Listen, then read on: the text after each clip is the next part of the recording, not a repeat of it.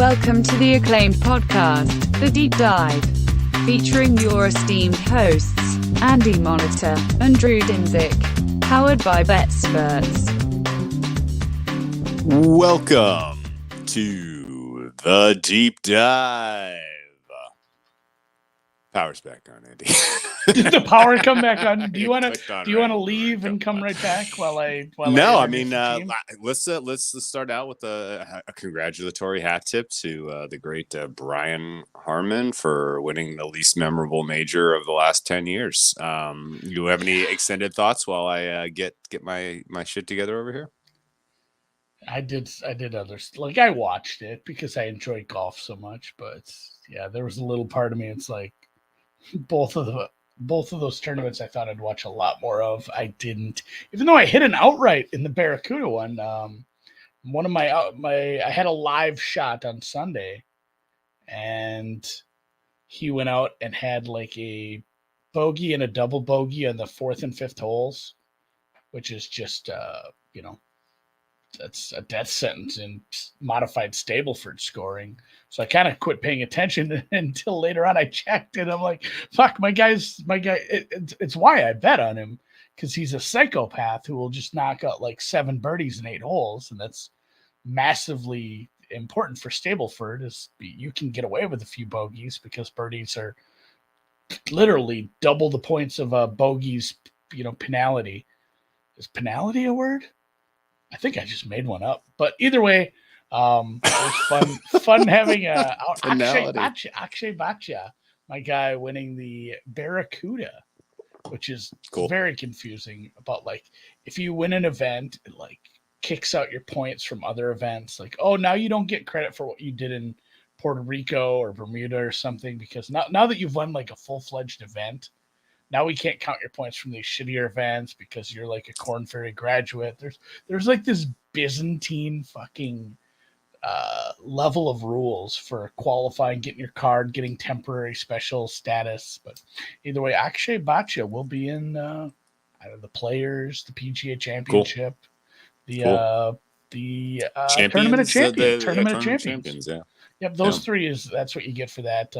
Obviously, has to do a little more to get in the other majors, but it'll be fun to see his progression. And if you like young, up and coming golfers who are kind of getting there and maybe on the cusp of doing something, this is your week, because it's a bunch of guys that are just trying to get it right, and then those guys, because the 3M is not usually a big draw for big names. Mm-hmm. Halfway through the fucking British Open, I'm going to keep calling it that, JT announces that I'm playing 3M because there's so much money in the playoffs, and not getting to the playoffs is just horrible. Yeah. So not only that, he's playing the Wyndham Championship too next week. So he's in a rough shape. But the only way you get out of bad golf slump is just keep playing golf, baby. So looking forward to, I might make it to, I think I'll probably be, I will be at JT's press conference tomorrow. So maybe I'll ask him a question. Oh, how about that? You did, I'll just let everyone else ask the dumb questions, and I'll ask him about, everyone's going to ask Ryder Cup and your slump and this. I'll ask him something fun. Okay. No, that's the worst thing. No one will ask anything about how he thinks he's going to play at the 3M. It's all going to be other stuff. Golf press conference questions are traditionally very horrible, just as a rule. So that'll be fun. There's a couple of good ones. Right. And then later it's like Thomas Lehman, which is not Tom Lehman. It is his son. So I'll probably go to that one as well. Okay. Well, Dan, I'm going to pull the old switcheroo, and if you want to drop my phone and add my computer, then that will work. What? Oh, double Drew. All right, man. Let's talk some football. Yes, a double dose of Drew. It is officially training camp season. We have teams reporting. We have news hitting the wire. All kinds of crazy stuff to digest this week. We have completed 2 of our 8 divisional previews to this point. So That means we have covered 8 of the 32 teams in the NFL, and we are at the business end, not the business end. We're starting to get to the meaty, thick section in the middle, and we're going to cover some AFC East, which by my numbers is the most competitive division in all of football. Really, really good teams top to bottom here. We're going to cover the Patriots because the odds have them as the 4th choice currently in the AFC East. And then we're going to cover the Miami Dolphins. Shockingly, they're currently the 3rd We did not choice. think, we were very both sure it was going to be Patriots Jets. Yeah. And some books it is flip-flop, but we just went with the bookmaker Chris numbers and slightly better odds, according to them, for the Jets to win the division. So the Jets have been the opposite of relegated, promoted to the Wednesday show where they will hang out. We'll do maybe a good cover shot for that one would be a picture of the awful color rush game between those teams that was just wreaked havoc on the red-green colorblind population of the world. Where that was a rough one just to watch, even if you didn't suffer from any of that. But today, and starting with the Patriots, and I guess before I dig into each team, I kind of look at the division as a whole, look at everything, and not only last year but this year as well. And first glance, you say, there is a 4th team. This should be the 4th team because there was issues. And then the more I dug into last year's Patriots team, it's like, man, was this team bad? Because I don't think it was. No, it was really just handicapped by itself. It was average, and they had a couple of games where it's like, man, like you really snatched defeat from the jaws of victory 2-3 times. This probably should have been a team that got savaged in the first round of the playoffs. Yeah, this is a really tough one because, before they get to the free agency, before they got to the hiring of an offensive coordinator, the Patriots stood out as pretty clearly the losers of all of the machinations of, quarterback merry-go-round, the Jets leapfrog you. Dolphins get better with some of their additions. Bills aren't going anywhere. They're reinforcing. Here you are at the bottom of your division for what seems like the first time in forever. Andy, do you have a guess for me at the last time the Patriots finished last in their division? How many years ago was it? Man, even the season where Brady went down, they finished they were 11-5 in 2008, and they were not make the playoffs. Second of 4. Yeah. Are we talking like Bledsoe years then? We're talking Bledsoe years, and we're talking Belichick's 99? inaugural season. Belichick's inaugural season was 2000. The Patriots went 5-11, and they finished 5th of 5. That was back when there was a divisional realignment, before divisional realignment to the 8 divisions of 4 teams. Who was the 5th team in that division? They were the 5th team. No, who was the 5th team? I think it was the Colts. It was the Colts, right? Colts used to be in the AFC East, I believe. Sounds right. Yeah. Remember the Seahawks were in the other conference? Yeah. It still bothers me a little. Yeah. There was a lot of weird stuff. The world was a very different place in 2000, Andy. I don't think we need to tell people that in broader detail. They all respect that. Remember Y2K? Oh, yes, I do. You remember 9/11? That hadn't happened yet. Patriots, in fact, as a franchise, by the way, the Patriots had yet to win a Super Bowl at that time. They had participated, in 85 and 85 and 96, 97, somewhere in there. I think, yeah. Yeah, the one where they lost to Brett Favre. And Mike Holmgren got trucked in 85, obviously. Tony Eason could not hang with the buddy Ryan D. Yeah, they hadn't won one. This is crazy. This reminds me of like how old we are. It's like, fuck, we were in high school. At this point. Yeah, Mac Jones was 1 year old the last time the Patriots finished last in their division, and here we are with the market expecting them to be the clear 4th choice in a very competitive AFC East. This is a team that is not that far removed from a wild card.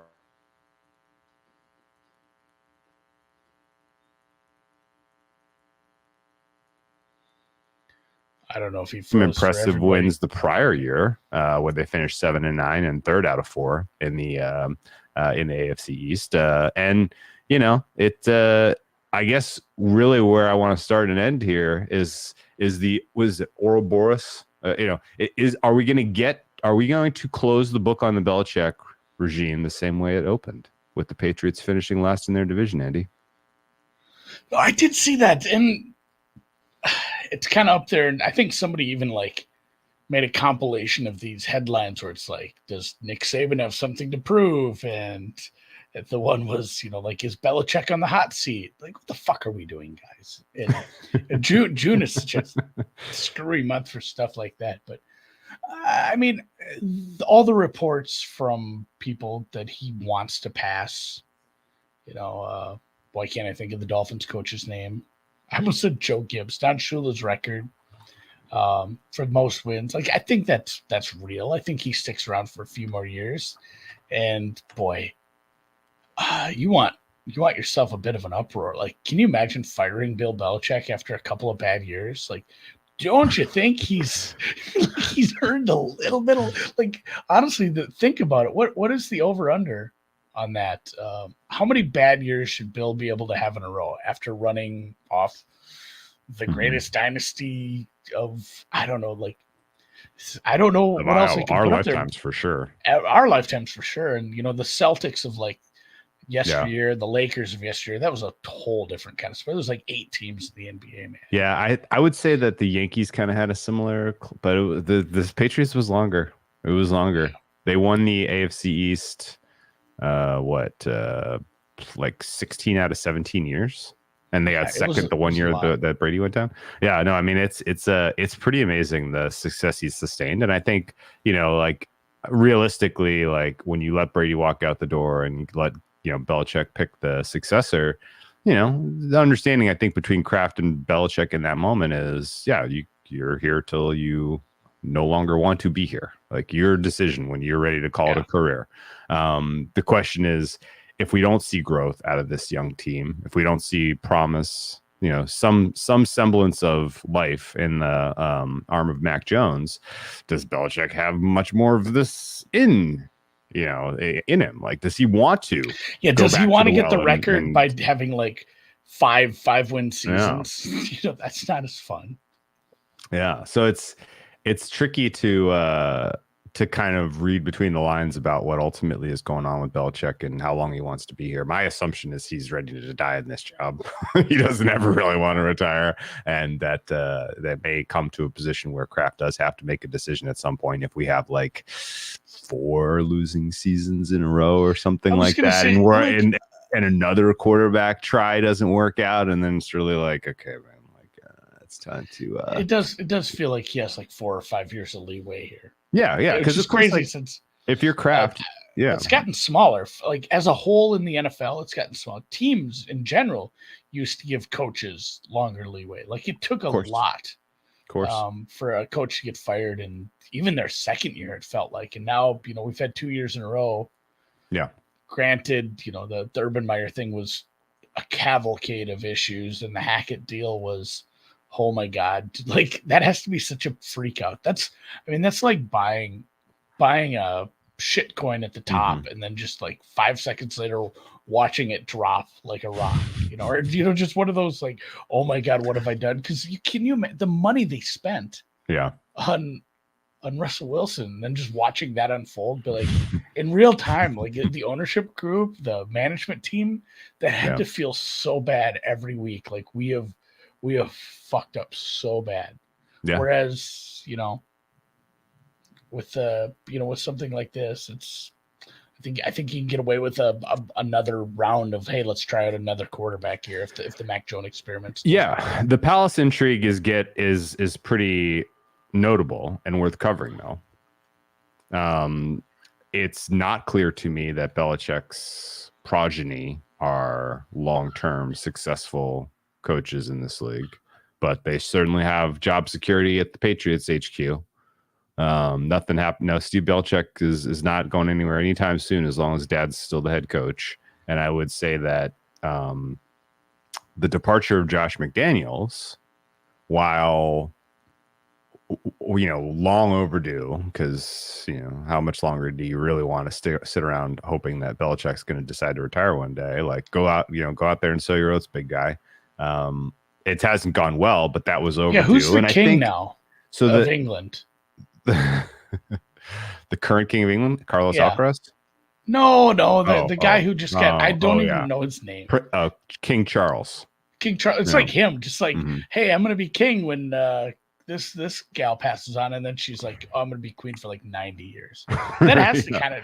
Granted, it's got to be fun to be part of the success of those Patriots years, but I feel like he probably felt like he was gonna move up the ranks eventually a little quicker. Yeah, and not based on inside information, but just kind of reading the tea leaves, it seemed like one of the reasons that Josh McDaniels decided to finally throw in his hat in the ring for more coaching jobs was because he got the sense that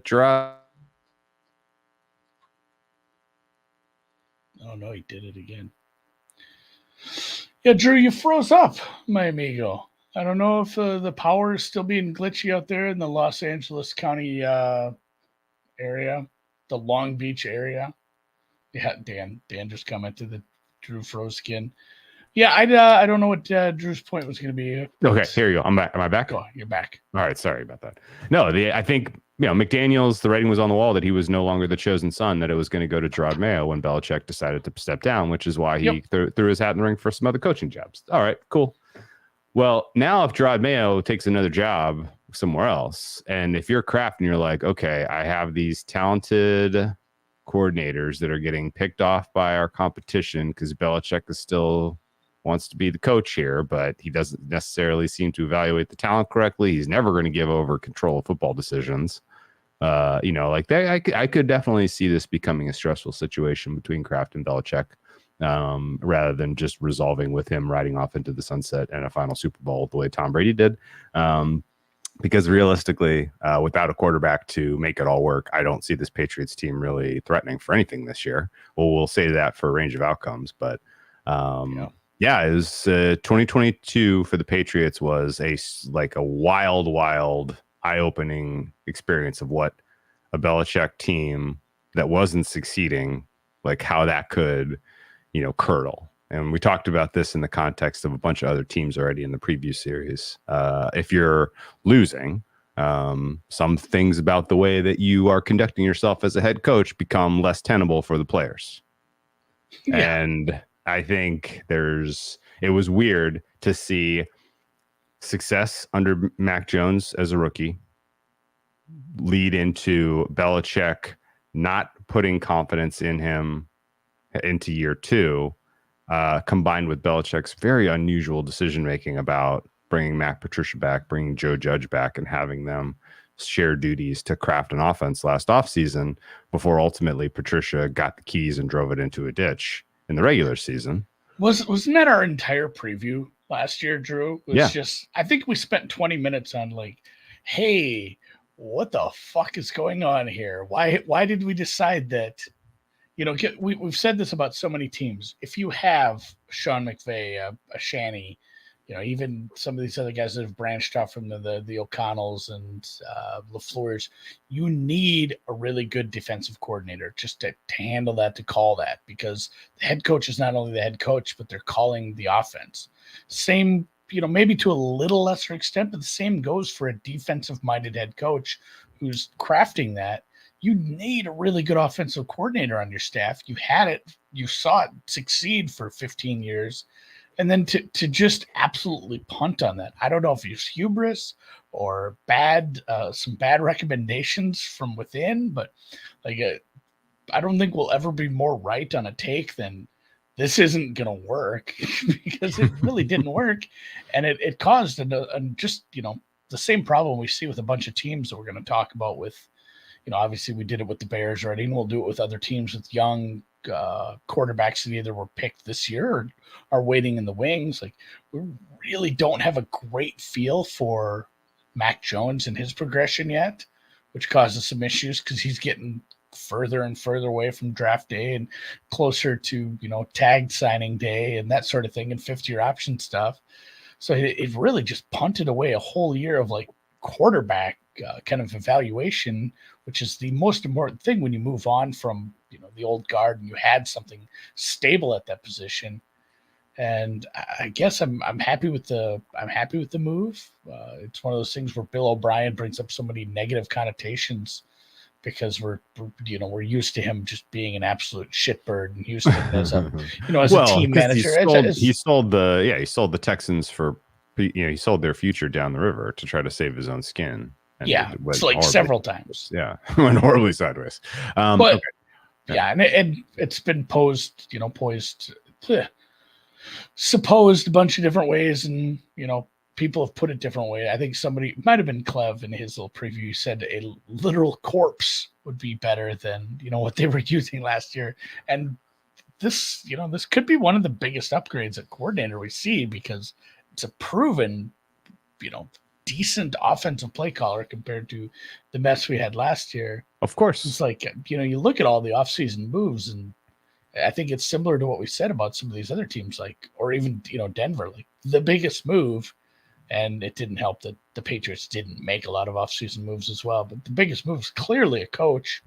And I mean, the entire takeaway from last year is just the offense was uneven and, basically kind of what we thought we'd get from the two men that were calling that. And there was a bunch of games where it's like,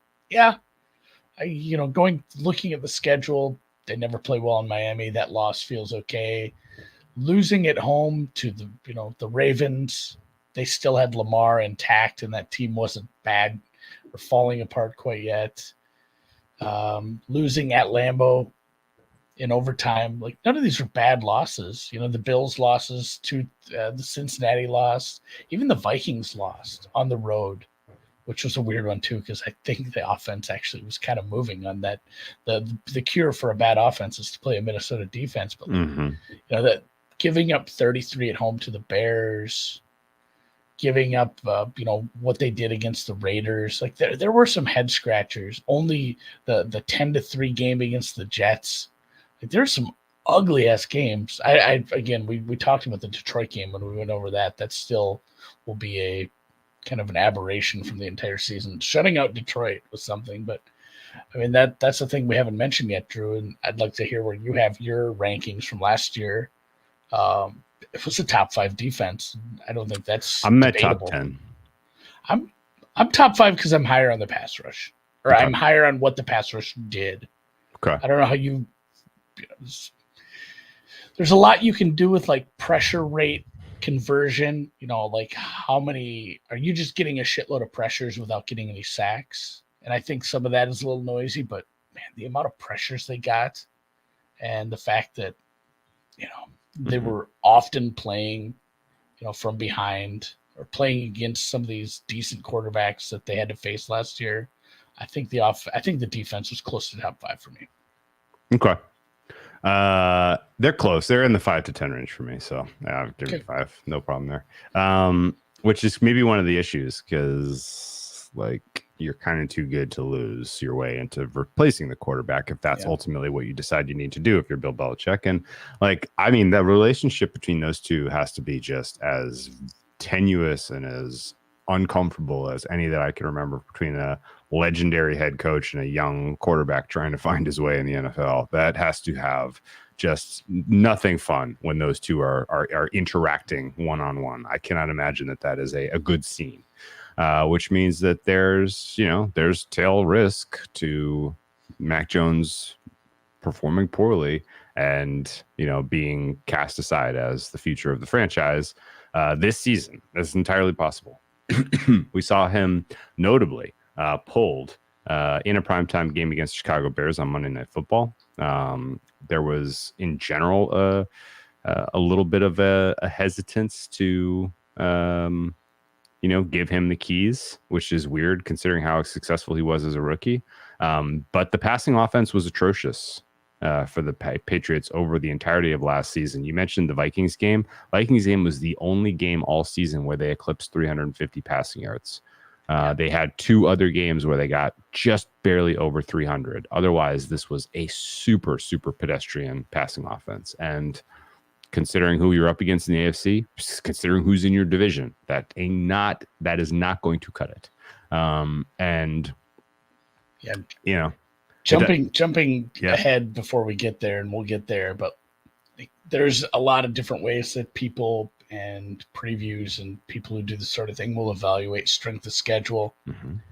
I don't think there's a way to do this where you don't have the Patriots strength of schedule in the top 5 hardest.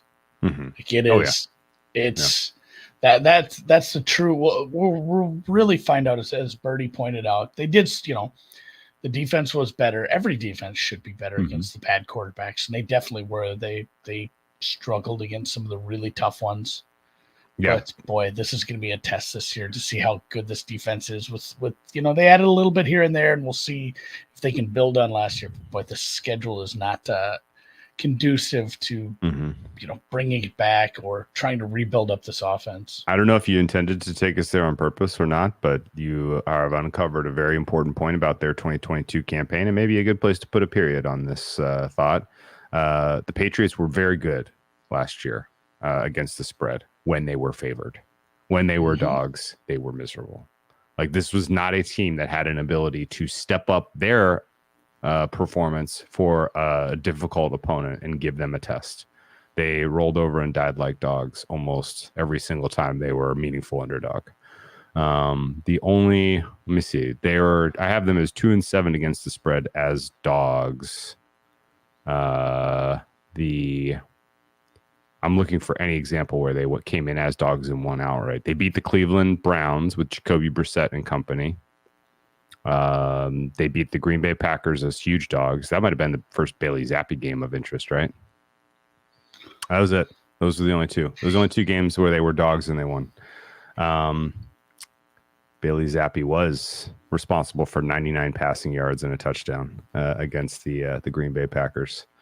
And they didn't win that game, but they covered as dogs, as 9.5-point dogs. I went to overtime. We'll take it. Okay. So basically, this was a team that, it really had a very clear ceiling in terms of performance on a given week. And they never really overcame that. Defense was solid, like you mentioned, although the totals were priced pretty effectively. Almost all of their totals last year were hovering around 40-41, and they finished 8-9 against the spread in terms of over and under. No real clear trends here, other than when they went up against a pretty elite passing attack on the other side, is usually when things went sideways for them in terms of keeping their opponents under 27 points. They gave up 32. I guess you can't really count with Vegas Raiders, but they gave up 30 to the Raiders, including an insane touchdown at the end. 33 to the Vikings. Yeah, that's the thing. Do you want to count those points? Not really. No. Yeah. So they didn't really play anyone that was all that good last year. It didn't matter. I mean, even when the defense showed up, and I hate to point to a game. I had to go look because I knew he had a Burrow threw 52 times against them. The run game just wasn't, getting going. It was actually kind of a out of hand game. This is weird. So Burrow threw 52 times in a game where the Bengals were up 22-0 at half. If you remember that one, that was a weird one too, that really pointed out just they played well in the red zone. They held them 2-4 in the red zone, but it was another one where it's like, man, the offense, if it just had a little bit more, the defense kind of stepped it up there in the second half, but the offense just had nothing to give. Even though they did score a couple times in the second half, a couple of them, I feel like, there was 2 picks. That one was off the back of another interception by Burrow. It was a ball hawking team. The defense put them in decent positions, but against those good teams, they just did not get it done. Yeah, a little bit of chance that the defense was overrated because of the quarterbacks they faced and the games they covered. So they covered 8 times. It was against Mitchell Trubisky, Aaron Rodgers, and Jared Goff, Brissett, Wilson, Ryan Wilson, and Colt McCoy. So congratulations for covering against those mighty, mighty quarterbacks. All right, offseason grades start and end with the offensive coordinator decision-making. I mean, I don't think you really had a choice. You had to jettison Patricia and find someone that you could trust to hand the keys to. I think Bill O'Brien was a perfectly fine hire. It has a range of outcomes in my mind. I don't think he's going to come in and light the NFL on fire. It's been a little while since we've seen him calling plays at the NFL level, and the league has changed. I'm going to criticize Deshaun Watson for the same thing. It's fair to criticize Bill O'Brien for, what he was doing when it was working in the NFL level. Is it still going to work in today's, paradigm defensively? And I don't know that the answer is emphatically yes, particularly when he has this group of skill position players to work with. I was just going to throw that in. How much of the decision by Hopkins do you think came down to Bill O'Brien being here? Once it was apparent that the dollars were always going to be. He wasn't going to get a big contract, and he wasn't going to get the right contract from one of the true, contenders like the Buffaloes and the Kansas Cities. With the rumors were throwing, like they weren't going to throw a big enough contract. He wasn't going to get the big one he was holding out for, and he had to take one from somebody had offered him. And who knows, maybe the Patriots offer was considerably worse, but it does feel like, man, like Bill O'Brien is already a negative. Like, we hope he's a huge positive, but boy, that's a spot, not a huge needle mover, but man, they could have used some help at wide receiver. It doesn't really move the needle in either spot he was going to land. A ton definitely would have helped, but yeah, like you said, it kind of starts and ends there. The Juju Smith-Schuster thing, they lost a couple of receivers. They added him. Their receiver room is probably on par with what they threw out last year. Somebody mentioned this, and I wanted to, and I'll wait for the schedule to talk about this, but Gonzalez, their first draft pick, Christian Gonzalez there, was, being bandied about as, hey, this guy might go 5th, 6th, 7th, in this high region. It kind of fell to them a little. Mm-hmm. And, there was reasons, but he's still a highly touted defender, highly touted cornerback, and I like the pick. I guess it fit. And we've seen this time after. If there was a place you were going to land, I think you could do a lot worse in New England, because Belichick and this coaching staff have taken young defensive backs and really coached them up and made them into fucking stars. So I like his career trajectory landing here, but go look at the schedule. And like I mentioned, the schedule is hard. Now just go start picking out even their number 2 receivers at some of these spots where he's going to have to cover. It's going to be a rough hang for him off the bat. We mentioned that last year there was a handful of corners in Houston and the Jets and Seattle and even Kansas City. We've seen some young corners really take that step right away. This might look pretty rough on film to start the year. Yeah, and that was always the exception, not the rule. Like, the rule was it takes DBs a couple of years to get their legs under them because they're being asked to do so much more than they were in college. Talent alone isn't going to get you there. Gardner broke the rule last year, obviously. Their losses were pretty negligible in my mind, other than sort of the leadership vacuum that it now exists with Devin McCourty retiring. That guy had. That guy had a Hall of Fame career. Devin McCourty was incredible. Yeah, those second, and again, we talked Flores when we were talking Minnesota. Those I just had to gasp a little at the secondaries they put together for the last few years. Like, Jesus. Yeah. What a pain to fucking game plan against that. Yeah, McCourty had 13 years in the NFL. Only got on All-Pro recognition 3 times. But boy, oh boy, was he important for them. Free safety is now a little bit of an uncertainty, but yeah, no replacing McCourty in the locker room. Certainly, somebody else is gonna have to step up there. Jacoby Myers and Nelson Aguilar were net neutral with bringing in Schuster and trying to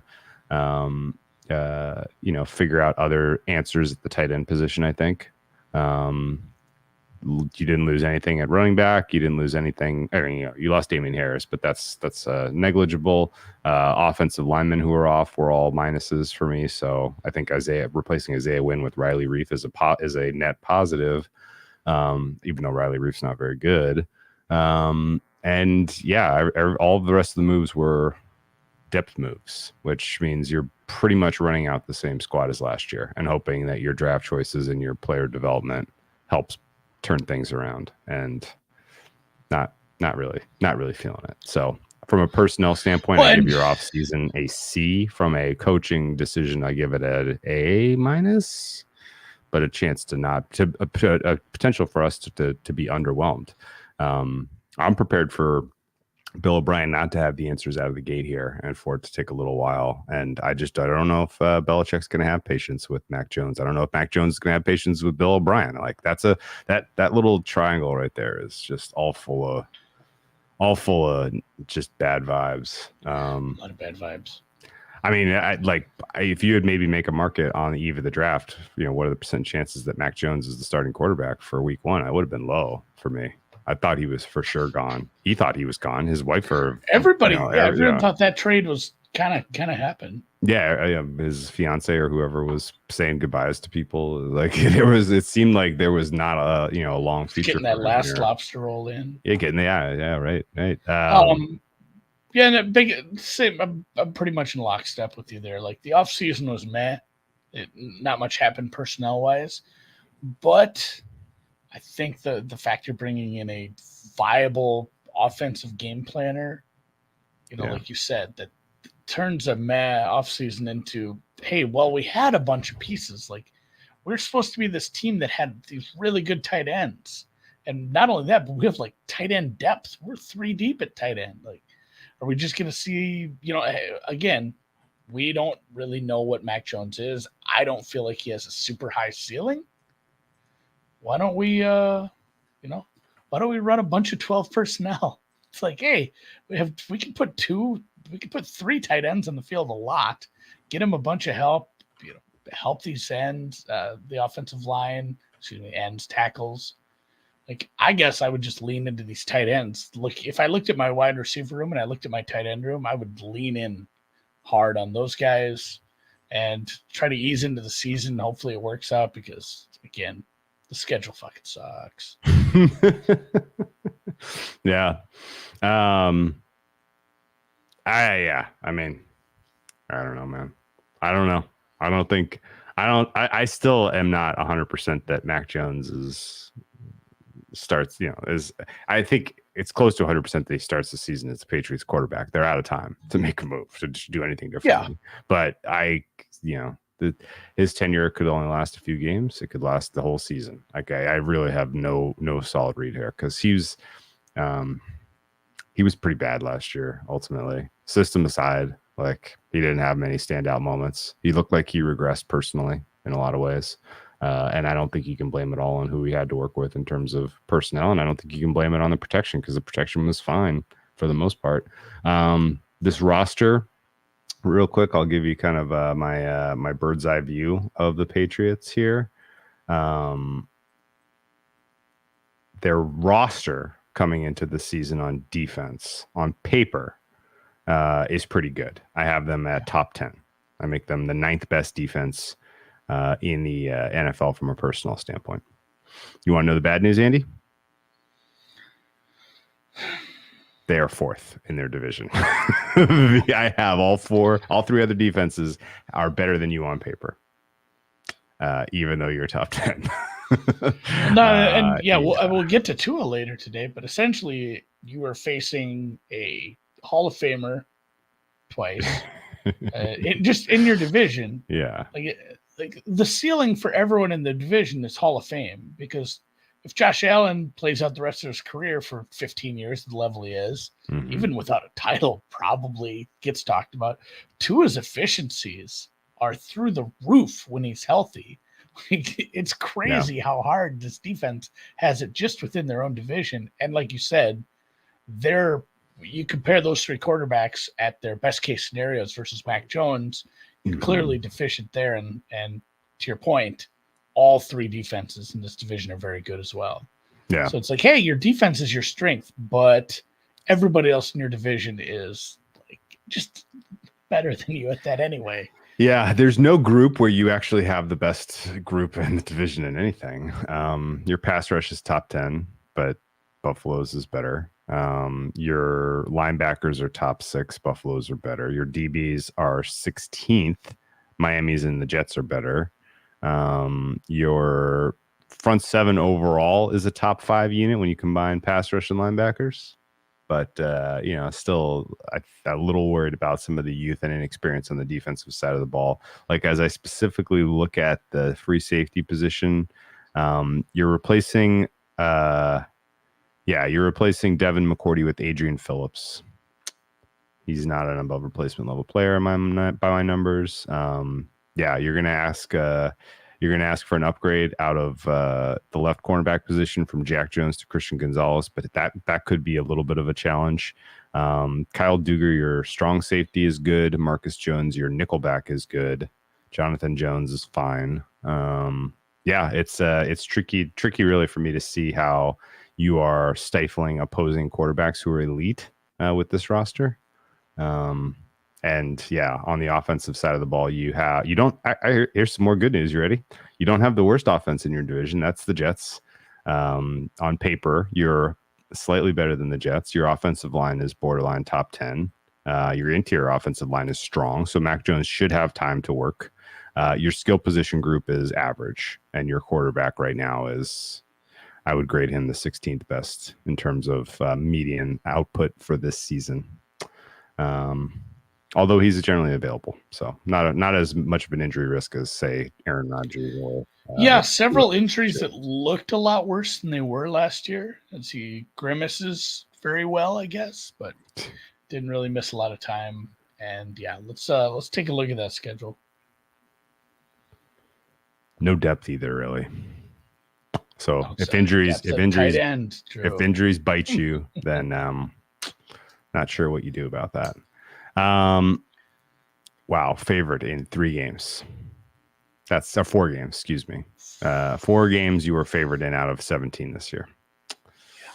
A lot of coin flips where you are a small dog. Wow. 1, 2, 3, 4, 5, 6, 7 games where you're a dog of under a field goal. That rate alone implies a high variance type of schedule. 8 games out of 17 inside of a field goal. I can see you beating up on some of the bad teams on this schedule, surely, but that's only like 4. There's not enough games. You only get to play a rookie quarterback probably when you play the Colts, and that's international, interestingly enough. You get a second-year quarterback with Washington. You get maybe the corpse of Jimmy G is still playing week 6 when you play Vegas. Oh, we passed the physical, baby. We did. Other than that, Andy, good to go. You get a second-year quarterback in Kenny Pickett. You get to pick on Russell Wilson maybe at the end of the season. Other than that, like this is a gauntlet of opposing quarterback play, and that is really going to test maybe your one true weakness on defense with your secondary. Not a good fit between the way your roster is balanced and this particular schedule, the way I can tell you. Only two real advantage spots, and we joked about this a little already, is that in the schedule episode where they aren't going to be playing somebody off the bye when they come off the bye, so they'll have a big rest advantage that everybody gets for the most part, and then the next week they'll get a big travel advantage with LA coming across the country. But other than that, your next biggest advantage is like a medium-sized rest advantage, but it's against the Chiefs. I think it feels a little wasted on a team of that caliber at this point. Yeah, it's even the coin flips. If the trajectory for some of these teams, especially the teams within the division, those coin flips against Miami and the Jets at home, if we find out, Aaron Rodgers just wasn't engaged last year, and he is back to even 80% of the MVP form we saw a couple years ago. Like you're not a 1-point dog there. The same thing with Miami. If that offense clicks, you talk about a team that looks good on paper. I don't even, depending on Miami's first week and how you look against Philly, I'm not so sure you're a 1-point dog in that one either. So there's just so much upside to some of these other teams that have, even the Denver, let's give them 15 weeks for one of the best coaches of all time to figure it out with a Hall of Fame quarterback. And then we get to play Denver at Denver. A lot of these coin flips aren't even coin flips, depending on how some of these teams trajectorize. That, again, I'm just going to make up words all day. So the schedule. Trajectoration. There's a lot of times I look at it and be like, there's a lot of these teams that have long tails to not being very good. But there's a ton of teams on here that kind of have, even the middling teams here, what are projected to be close games. They have a ton of upside. The schedule could get worse really throughout the season. So you kind of have to beat the Washingtons and the Vegases and the Indies of the world. Yeah, that'll be interesting too, seeing how they look with a young quarterback. Nasty little travel sandwich of going at the Jets, at Dallas the following week, home for New Orleans, and at Vegas. That's unkind. You don't have to go to Miami in the stifling heat. That's around Halloween. That's maybe a little bit of a reprieve. Not having to do that early season like they often do is big. But then, even that bye week that I talked about, like you're still coming back from an international trip. Yeah, really tough trip. Bye week. Really tough travel. I mean, like if I didn't have respect for Belichick, and it's waning, if I didn't have kind of respect for the upgrade at the offensive coordinator position and what that uncertainty brings to this offense's ceiling, this to me looks like the type of schedule where the Patriots are 1-6, 1-7, and rather than really fight it out through that home stretch of all of those coin flips, they are positioning themselves to draft at the top of the draft next year. But I can't ever really see Belichick throwing up a white flag on a season and going for a top 5 pick. Can you? Doesn't feel very in character for him. And the same thing with, Bill O'Brien. I mean, he's got to coach some really good coaches now in his career, but I mean, folks like him aren't thinking, oh, this is where I want to be now. Like, I'd love to just be the coordinator here for 10 years. Like, he wants to be a head coach again. They all do. Of course. So, I mean, him, punting on the second half of the season with someone other than Mac Jones, he's not going to be, banging the table for that. Like, I'd like to try a bunch of different quarterbacks and have my offense look worse. No, I want to put good shit on film, and I want to get some calls here. Maybe not this offseason, but next. When there's the traditional 5 to 7 coaching openings every year, and people love a retread. So, neither of them seems very likely to want to go down that path. I don't know. Maybe Kraft can talk some sense into him, because honestly, it does make a lot of sense. Like, you want to figure out a good way to do this rebuild with a quarterback is, put yourself in a spot where you can draft Drake May. Dude, this first 4 weeks for these guys, they're so screwed. They're so screwed. Well, and like I mentioned, Drew, again, somebody brought this up, and I don't remember who it was on a pod. They didn't phrase it just like this, but they said, they were just naming the receiver duos. But let's assume your highly drafted rookie cornerback gets to face the second best receiver every week. Yeah. Here on this schedule. Yeah. So, like, who's your second best receiver on the Eagles? Devontae Smith. Smith, and then you get Waddle instead of Tyreek, yeah. and then for a little Jets, bit of breathing room against the Jets, I guess. Little bit. It's not. And then Dallas comes in with 3 really good receivers. There's a bunch of weeks like this, and again, like Miami, that's another one coming up right away again in week 8. Like that kid, that's a full baptism by fire for that kid, just facing those, even the second receivers for those teams. So you better hope the pass rush is, getting all the pressures they got last year, and this linebacking core gets it. They tackled well. They do defend the run at a decent clip. It just kind of all needs to come together for them to even have a chance in some of these, because I don't know what you have for like a possible jump for this offense. It doesn't feel like it's some huge leap. No. And as you look at the schedule, like, when's the first time that you face a favorable defense where you're like, okay, now we can kind of make our offense pop a little bit? Not against Philly. I mean, maybe it is. Philly's defense is overrated, but not to the point of where your offense is going to look good in that game, I don't think. Measly is on your schedule again. You cannot escape Measly.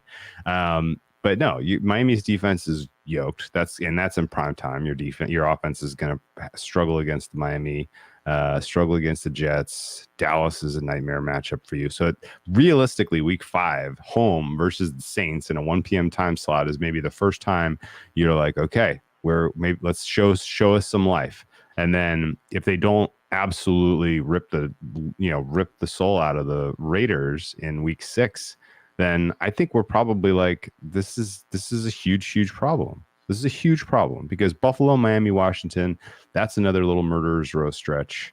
And then you get Indy in Germany. So realistically, you have 2 defenses you should put meaningful points on, and one in the New Orleans where you're just hoping that they take a step back and you can get them that day.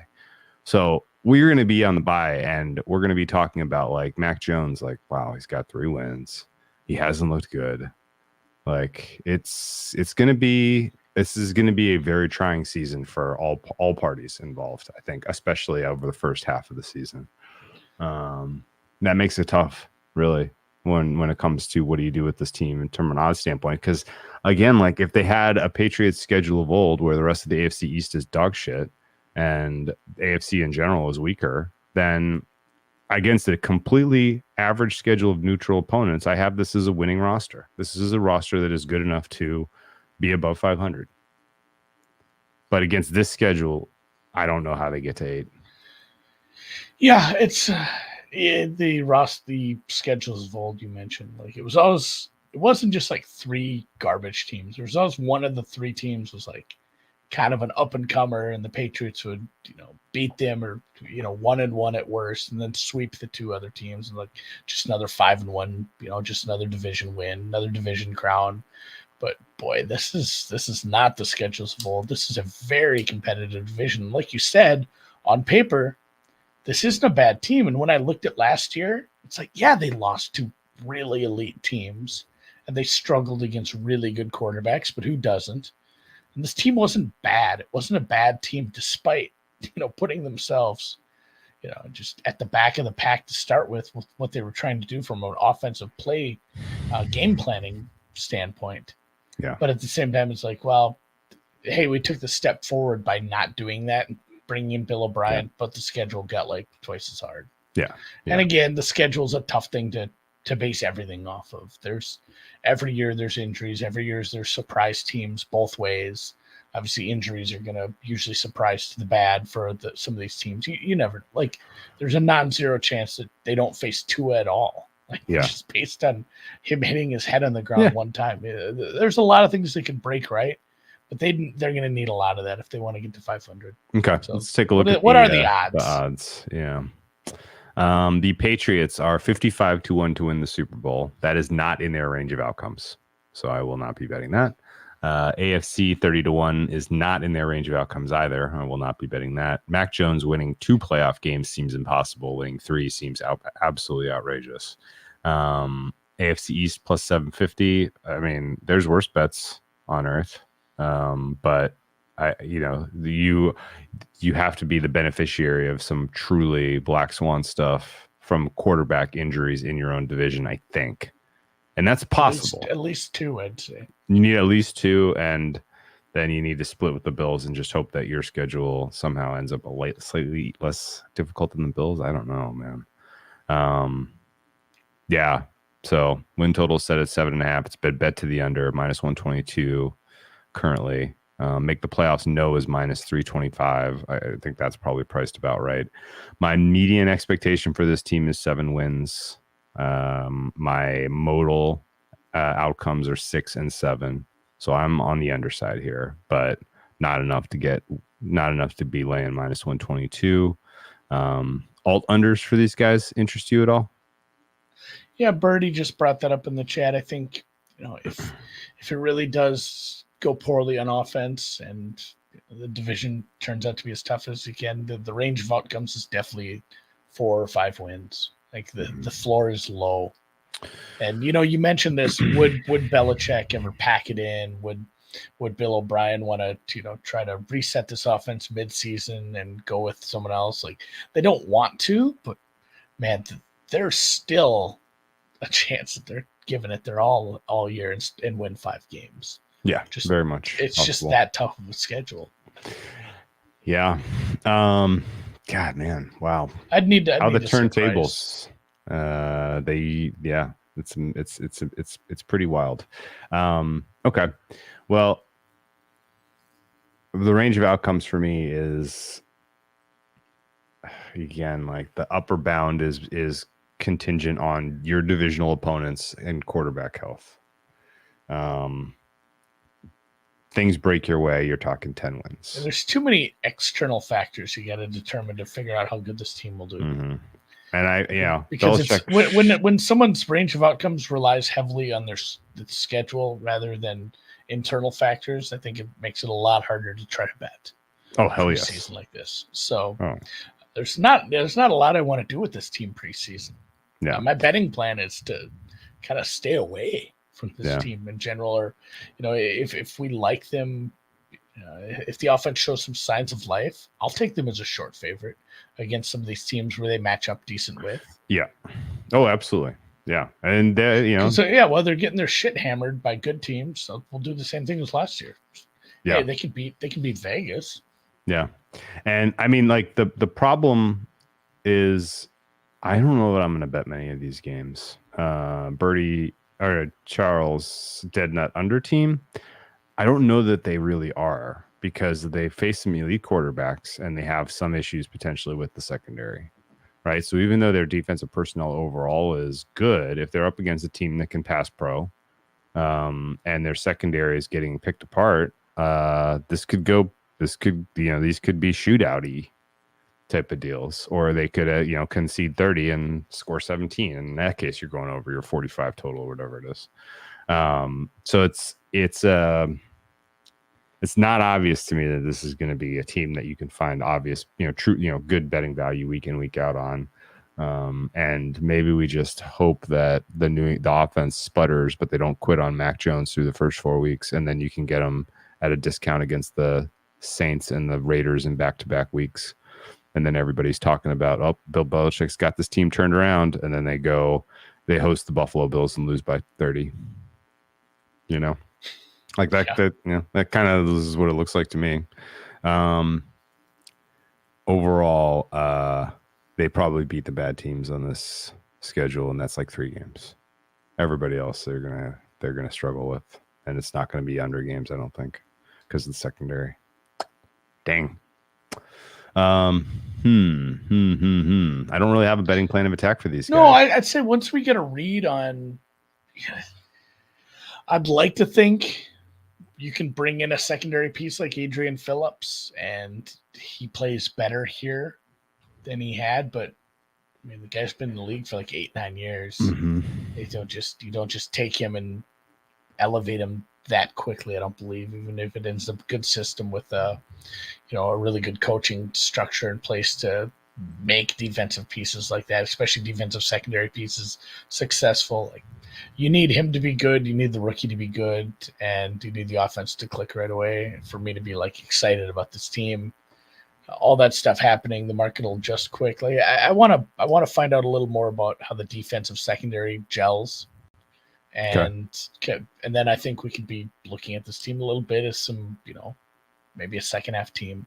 If it's a problem, or if this run defense has regressed a little, I think we might have some angles as like a second half in-game bet kind of team. But right now, I don't have a strong inkling of what I want to do with this team. So it's okay not to bet a team. Do you think there is anything we're missing about the Patriots, and with respect to Belichick being like a tendency breaker kind of guy?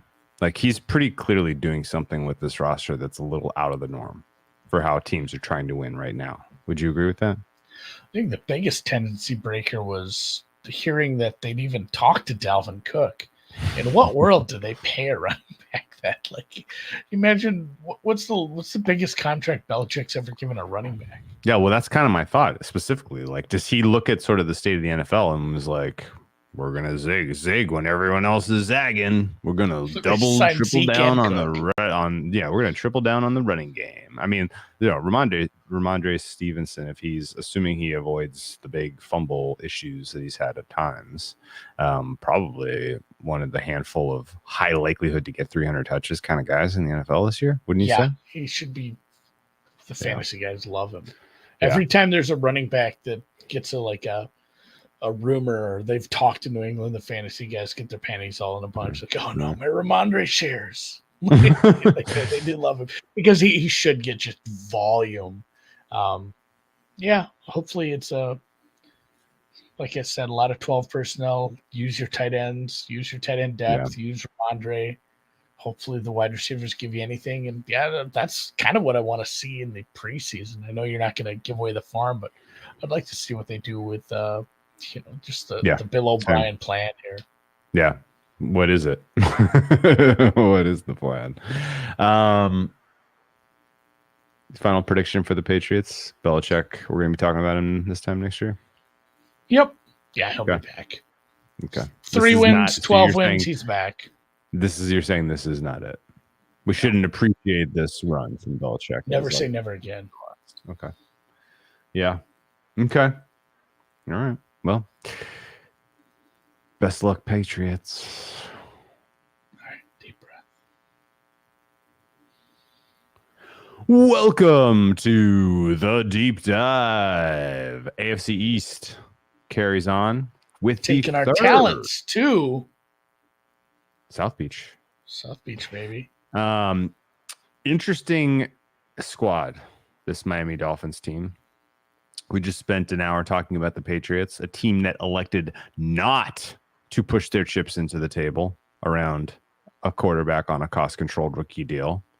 And we contrast that now with the team that did push their chips in the table, not once, but twice now, 2 consecutive off seasons. The Dolphins have run the Rams playbook.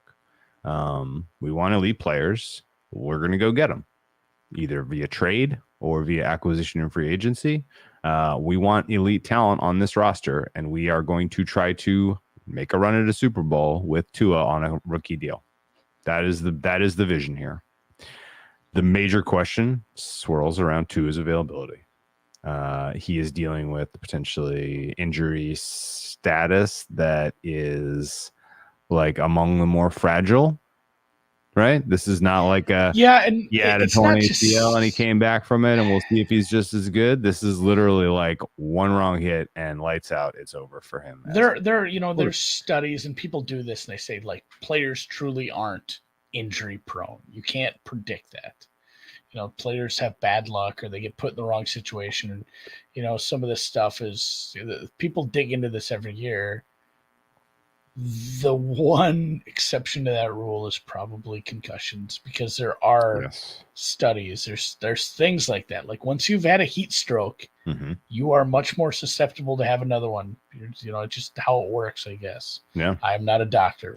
We went over this during COVID. We're not doctors, but once you've had a full-on concussion or enough pre-concussive hits, it's just not only more likely to send you into that if you get your head hit hard enough. The symptoms can be worse. Really, there's some people that are just more susceptible to stronger symptoms when they are concussed. And I don't think we're like breaking news or going out on a limb and saying that's Tua right now.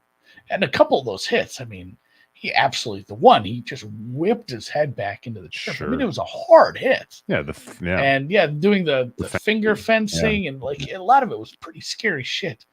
So my too long didn't read on the Dolphins is like, if I could guarantee nobody on this roster got hurt and the defense gelled a little more after last year and this coach getting like this, there's a very good case you could say this is the second best roster in the league from coaching down to the punter, the whole thing. Like this is kind of a sick fucking team on paper. It is. But when you are forced to start Skylar Thompson, it just kind of loses its luster a little. Well, you know what they did. They went out and made the most important acquisition of the entire free agency period, and they bring in Mike White. Mike White does have some experience.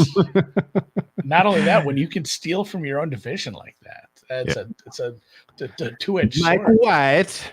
All right. Hey, we'll get to Mike White in a bit, but there's a really good Netflix documentary on free diving. I was talking about it with Pete the other day. I have it on my list. It's like hold your breath or something. kind of illuminating how sick some free divers are in terms of like where they're at mentally. Like you're pushing the human limits to dying and hoping that the rescue divers can get you out if something goes wrong, because there's no saving you otherwise. But that's one of the themes of that show, which is that they're like the safety divers have kind of final say to eject you from the competition, because once you start blacking out, like it's progressive. It happens more and more often. You do damage to your lungs. That begets more problems. So it's a progressive failure. And when I think about concussions in players and stuff, it's kind of right in that ballpark, because I want to watch Flatliners now. The more do you remember Flatliners? Yeah, the more scary thing about the concussion, even than the fencing one, and the long-term health implications for a player who seems like a bona fide good guy. The bigger concern in like when 2022 was the Packers game. It goes unnoticed, and he stays out there, putting himself at greater risk of a major event, while also completely torpedoing any chances you have of playing winning football as a team, right? And that's even sketchier, like, because there's no clear and obvious signs of the subconcussive hits that impact judgment and impair your ability to operate the quarterback position. And so very, very, very, very, very tenuous situation, making this Miami Dolphins team somewhat fragile. And I think for that reason, buyer beware by a lot of people in the betting market, and having them as the third choice currently, even though at times they were pretty clearly power ranked as a top 5 team last year. At times they exceeded expectations tremendously. They were an amazing cover in their one wild card game against the Buffalo Bills. Just a great effort from those guys. Saw flashes. Yeah. You talk about just the systems and the breakdown that you have with how one injury affects everything else. Like, I don't think we saw a bigger home run, like offensive player goes to another team signing than Tyreek. And it's like, yeah, we knew what we were getting, but it was the same chicken and the egg that we get with everything in the NFL. Like, hey, is this that good of a running back, or is it the scheme in the offensive line, or, but almost always just all three, or some of the parts. But with Tyreek, we said, like, man, how much of that was Andy? How much of that was Bieniemy? How much of that was Mahomes? And he just goes down there and puts up really fucking sick numbers. Really, almost gets lost because Jefferson had such a great year as well.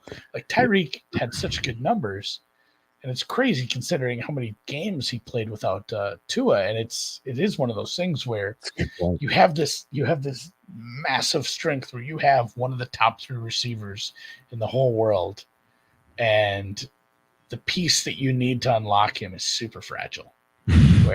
And yes, Mike White has a higher ceiling than Teddy, but I obviously rather put a healthy Tua out there for 17 games than Mike White at all.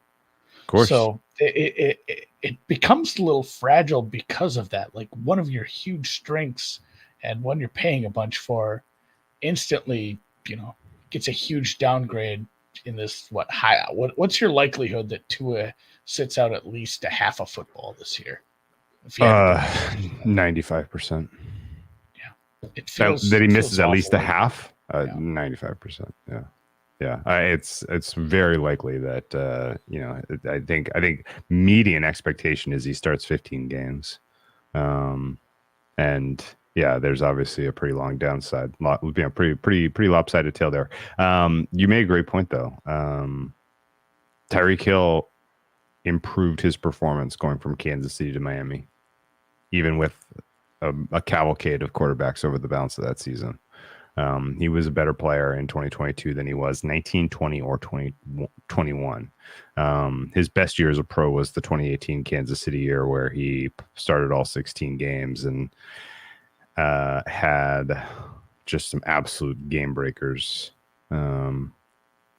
But 12 touchdowns. Wow. Jeez, man. He had a great year that year. But he was 9th in MVP voting last year. Tyreek Hill. Amazing. So 2022 was a little bit of enough promise, enough confirmation Just enough signal confirmation that the decisions you made to bring pieces in were correct.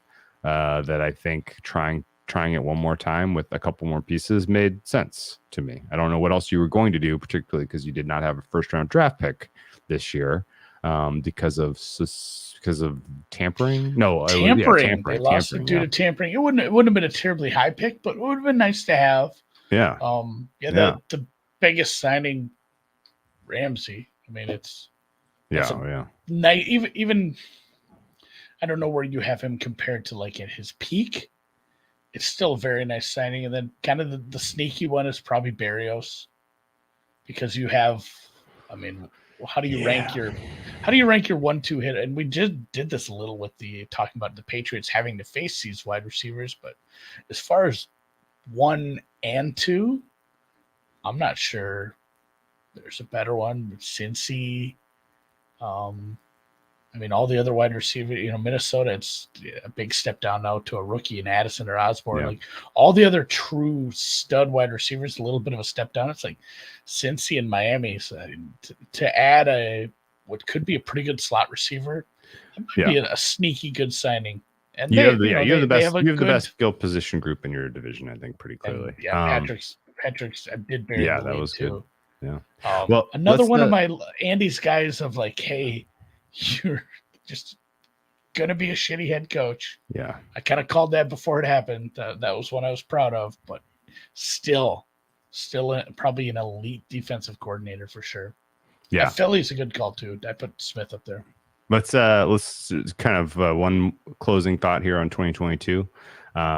This was a weird and frustrating team to bet on for me. I had some great success handful of times, and other times just pulled my hair out. You get a good number, make a good position, and then you're looking at Teddy's in the first. Well, quarter. No, even with that, like the week 5 game against the Jets, one of the biggest bet I made on the Dolphins all season. Teddy was supposed to start, and it ended up being the Skylar Thompson show. Teddy got knocked out in one snap, and then Zach Wilson went ahead and beat you. Not ideal if you're a Dolphins team that was, I think, 3-1 at the time. And then the next week, really one of the least defensible losses of the entire season, that 24-16 loss to the Vikings. You remember this game at all? Yeah. You beat them like in every aspect possible and lost by 8 somehow. Really strange game. I'll push back on that a little because they had, they did get the Bills win. Go look at that. Remember that box score? Yeah, that one was weird. You're right. Granted, it's a home game and teams. It's a home game in week 3. Teams will go down there, have box scores like that, and still lose the game to Miami. But they did. I mean, I think it's just furthering to your point. They had really odd outcomes. Yeah, often. Yeah, this one was crazy. Was rough. You had 23 first downs to their 11. You had 418 passing yards to their 175. 458 total yards to their 234. You had 10 more minutes of time of possession, and you lost by 8. Wild. I don't know how you only ended up with 16 points with that much offense. It must have been red zone turnovers. Anyway, crazy one. And then, there are just some entertaining stuff. 4 straight impressive wins on your way into a bye week. You're 7-3. You're feeling good about going to the playoffs. You come out of the bye. You take care of the Houston Texans. You're 8-3. You basically have a playoff seed locked up. You're thinking, can we win the AFC East? Yeah. Could we beat the Bills? And you promptly go on a 3-game road trip and get spanked by the Niners, spanked by the Chargers. Both teams completely shut down your passing attack with physical cornerback play. And then you put up an absolute awesome effort, but lose to the Bills 32-29. And all hope of an AFC East title is gone. And now you are holding on for dear life, hoping not to fall out of the wild card picture. And it took the win against the Jets in week 18, 11-6 win against the Jets. You want to guess who the quarterbacks were in that game? It was Joe Flacco versus Skylar Thompson. The Skylar Thompson, Joe Flacco game. And Skylar Thompson did just enough to win that one with a field goal of 50 yards with 18 seconds to go to break the 6-6 tie and make it 9-6. And I know what you're saying. How is it possible that they won by 5 then? Because the pitchy woo-woo resulted in a safety. And I believe that was the deciding factor on the cover. Yeah. Somehow that's every Dolphins time were 3.5. The Dolphins were 3.5 point favorites, and they won by 5 thanks to the pitchy woo-woo safety. Amazing. Yeah, and a couple of people are bringing up the Lions game. That was another one too, where I think Jamal Williams had a couple of touchdowns there. I had to pull this one up too. Lions were up by 10 really good in game. that one. Yeah, that was fun. At half. That was kind of the Lions MO. But the Bills game, you brought up the Vikings scores. This was the one that I didn't even have a bet on this game, and it still chapped my ass. It was one of those where I'm angry. the Bills had 515 yards and Oh my scored God. 19 points. They more than doubled you up. Yeah. Yeah, it was 515 to 227. So if you score 515 points, 515 yards, and you only have 19 points, you damn well better have like 4 turnovers.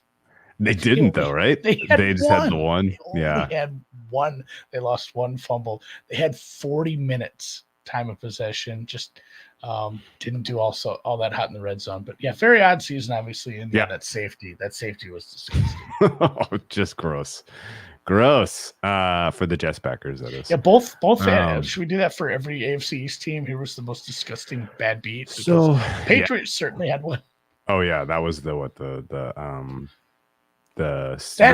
has its own Wikipedia page. It does. Oh, that's amazing. Because it's called it has like 10 nicknames. It's great. Oh, incredible! I'm sorry we forgot to mention that. Okay, so the playoff game is maybe the final thought here, and I wanted to get your take on this. They go to Buffalo in lousy weather. It wasn't lousy, but it was not great. And they scored 31 points under the guidance of Skylar Thompson, right? Was your takeaway that the Dolphins were figuring something out and this was just a Mike McDaniel classic and he got the most out of that team? Or was this more of a sign that things were going wrong with the Buffalo Bills defense that ultimately manifested the following week in the loss to the Bengals? I think we were kind of on that a little. Like I do think it's kind of a cop out, but some of both, because we were starting to be out a little bit on the Buffalo Bills defense as a whole. Several points during the season, and it wasn't like an utter disaster, but it was starting to come to fruition. And at the same time, it was hard to judge what we were getting from Miami. We knew that Tua was efficient when he was in. We knew that everything they'd done offensively has worked. But definitely a little bit of both. Yeah. Thanks. Leslie Frazier never changed anything. That's kind of what we got last year. Often. The Dolphins had a second half lead in that game. I forgot all about this. They were winning 24-20 at one point, and then the Bills scored 2 touchdowns to go up 34-24. Dolphins came back to score a touchdown to make it a 3-point game, but I guess they just didn't get I think they had the ball late with the chance to drive and tie or drive and win, and the Bills defense finally nutted up and got them off the field. I feel like I'd be doing a disservice if I didn't. I found the Wikipedia page. I know the Patriots were the last one, but the lunatic lateral, the Las Vegas lateral, collateral damage, the hail moron, the vagary in Vegas, the Sin City Miracle, or the Flick Six. The Flick Six. Flick Six. It was one of those where it's like, oh, that's not going anywhere, and then it's like, oh no, it's going the other way. But the safety as well. Nasty stuff. That's what takes years off our lives as bettors. Yeah. So basically, with 3 minutes to go, Miami was driving. They got to their own 47 before there was a delay of game penalty. I remember this now. McDaniels was having a really tough time getting the plays in that game. They had a bunch of delay of game. Every play, it was coming down. There would be like 5 seconds on the play clock. Yeah, and the delay of game ultimately cost them that. Converting the 4th down. It would have been 4th and 1 on the 48. Instead, it was 4th and 5 on the 44. Incomplete pass intended for Mike Gesicki, and that is the bow on the Dolphins season. Have to think of it as a success considering what they put their chips into the table and what they got for it. 13.5 point dogs, and you had a game in the playoffs. Like that was impressive by them. Off-season grades, we covered on some of this stuff, but I'll just say it for the sake of completeness. The players who have found new teams include linebacker Elandon Roberts. He mattered. Offensive lineman Brandon Shell. He barely mattered. Tackle Greg Little. He barely mattered. And then a who's who of guys who underperformed or just couldn't find consistent playing time, including Trent Sherfield, Chase Edmonds, Mike Gesicki, Melvin Ingram, Teddy Bridgewater, Thomas Morstead, Eric Rowe, and then a bunch of guys who you probably never heard of. And so, yeah, they kind of lost the middle class of that roster, but they backfilled with a couple of pretty elite players. And I'm going to start with Jalen Ramsey because he's the big name. But to me, the guy that matters more in terms of plugging a hole is David Long, linebacker. Bringing him in from Tennessee was pretty huge for what Vic Fangio wants to do as far as scheme goes. And so you made two really nice additions on defense and upgraded two positions pretty clearly, I think. Nothing against Elandon Roberts, but David Long is an upgrade for sure for me. And similarly, Jalen Ramsey, you didn't lose any defensive backs who were getting meaningful starting time. You just add Ramsey to the mix, and all of a sudden now that is looking like a pretty elite room. Jeff Wilson, running back. Did they add him mid-season? I think they did. So I don't know if he really counts as an ad. And then they took a bunch of swings on guys who it's tough for me to see making, they may not even make this roster. They brought in 3 Jets, Dan Feeney, Cedric Ogbuhi, and the aforementioned Michael White. They brought in Braxton Berrios too, so they brought in 4 Jets. But yeah, Mike White was a nice move. You got a little bit more stability now in your backup quarterback position, which is obviously a pretty important upgrade. How do you grade the decision, of course, as mentioned, to bring in to get Vic Fangio? How do you think they scored that coup? How did he pick Miami? I don't know. You have an elite corner. You have a couple of really nice pass rushers. Like on paper, if there was also you get to live in Miami. I mean, the state sales tax thing. I'm just kind of grasping at straws. Stephen Ross wrote him the biggest check. Yeah, I was going to say probably the paycheck was a decent size. Biggest check. Old people like to live in Florida, says Patrick. But we got Chubb and Phillips. That'd be fun to coach guys like that. Getting the names that they have. It's a good defense on paper. I'd like to coordinate it. And again, he's another one too. Like I said this about Bill O'Brien. Even though I don't think he'll ever be a good head coach, in his mind, I would want to be a head coach because he probably got a nice paycheck here. Head coach will always pay better, and that's that's always the end goal. So maybe he thought it was a nice nice stepping stone to getting some more interviews in the coming off seasons. And then Braxton Berrios, who is a 1-day contract with the Bills away from completing the complete AFC East quadrifecta. He was drafted by the Patriots, played for the Jets, and now he's on the Dolphins. Amazing. So only 3 teams, just getting traded around here within the division. That's what they think of him. I still think he has nice upside as a slot guy. Yeah, sure. Okay, so off-season grade is a tricky one for me. Because if I were chips in the table with Tua, I think my paramount consideration would be keeping him upright. It's hard to hurt your head if you never hit it on the ground, is my general thought. At least the way that they referee quarterback hits these days. And there were some good offensive line pieces out there that you could have upgraded your unit. And instead, you elected to use capital to bring in Jalen Ramsey. Now, you did that for pretty cheap, honestly, and he upgrades your secondary tremendously. But I felt like there were moves to be made in the offensive line, which could have probably helped bolster your likelihood of getting 17 games out of Tua. Do you agree with me on that? Yeah. Okay. Teron Armstead's still an injury waiting to happen. Have, He's the only guy on your brought up a little. It got brought up kind of jokingly in the chat, but do you put any weight to the jiu-jitsu?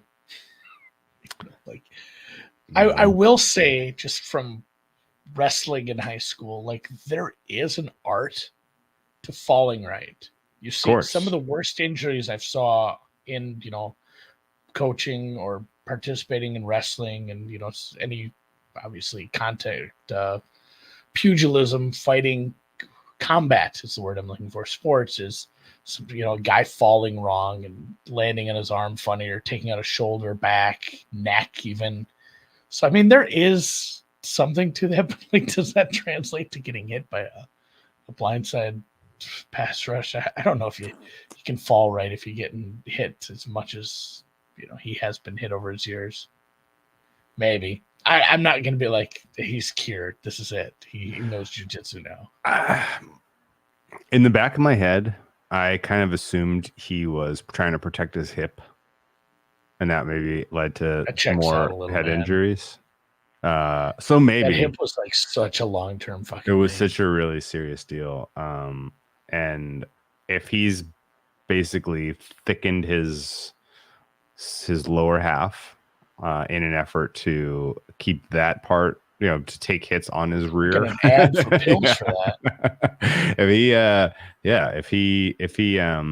If he decided to put a little junk in the trunk and take the jiu-jitsu so that he can land on his rear instead of his head, then maybe there is something there. But I would rather have invested in an offensive line that could keep him upright. And Charles, this is my takeaway too. He does look like he bulked up, and hopefully he had, just, it's crazy just watching, quarterback or any of these, even, Hard Knocks over the last few years, just understanding the workout regimen some of these, players go through. Yeah.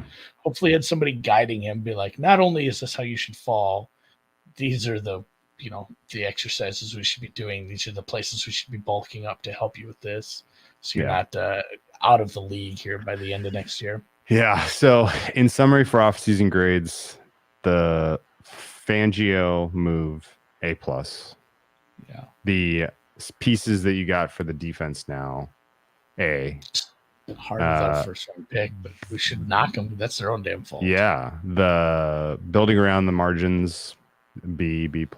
Offensive line, ignoring the offensive line for me, drags the entirety of the grade for their offseason down to a B. B+. We'll say B+ because the Fangio thing is such a coup. I'm assuming. If I take the Fangio thing out, I'm going to give it a C.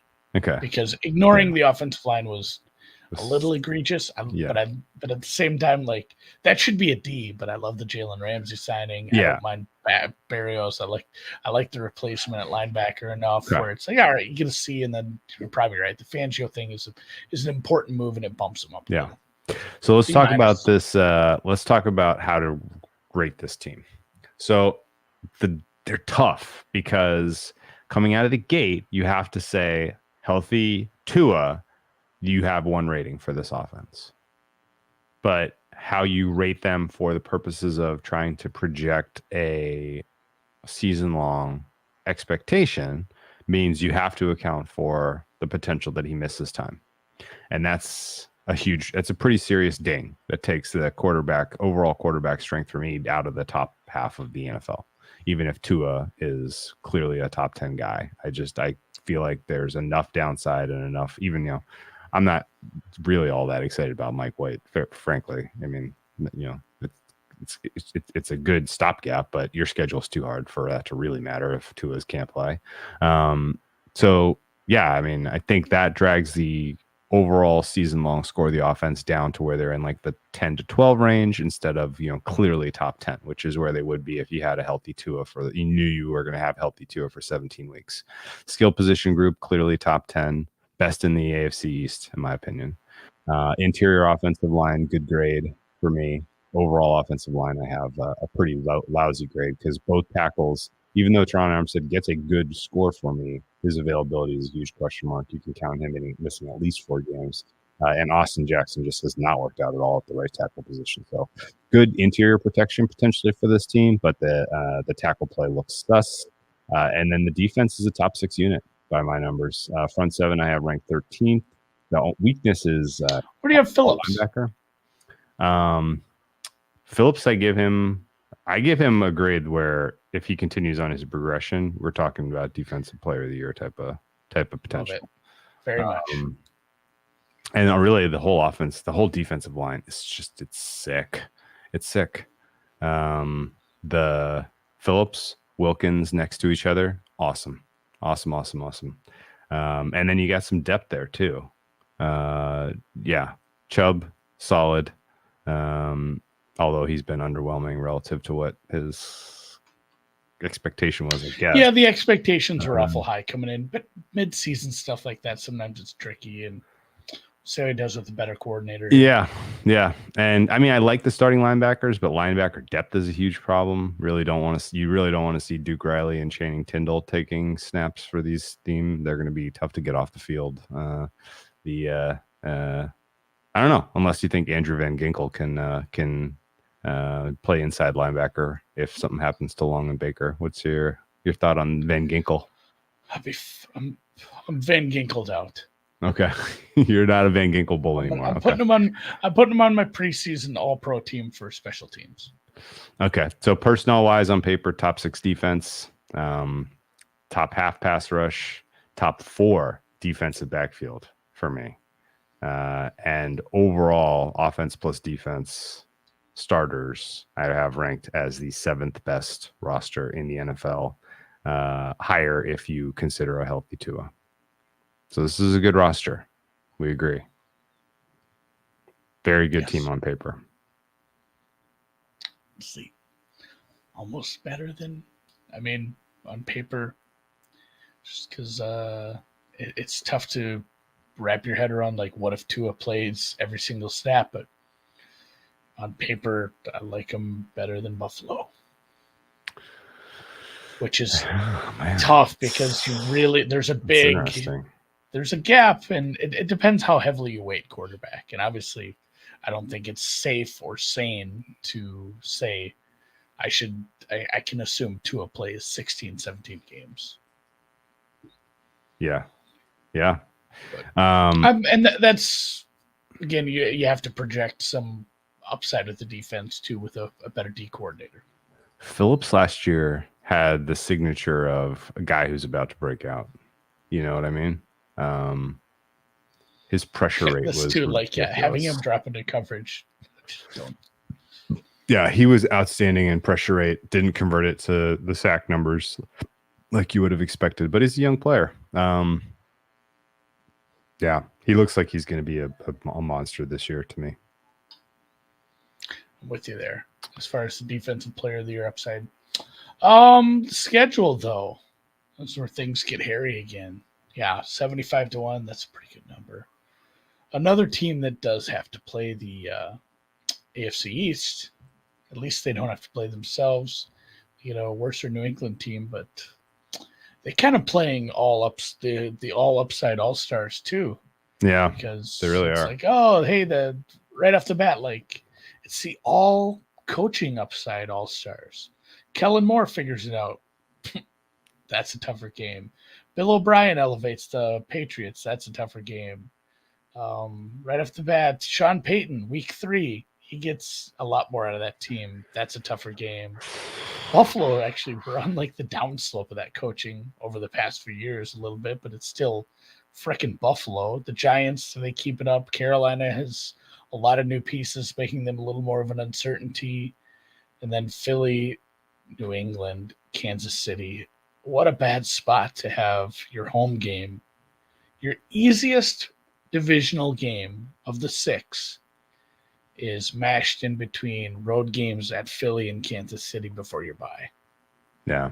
Well, that kind of stinks. Like, sandwich game is bullshit, but that's a bad spot for that. I mean, even worse than that, it's KC games in Germany.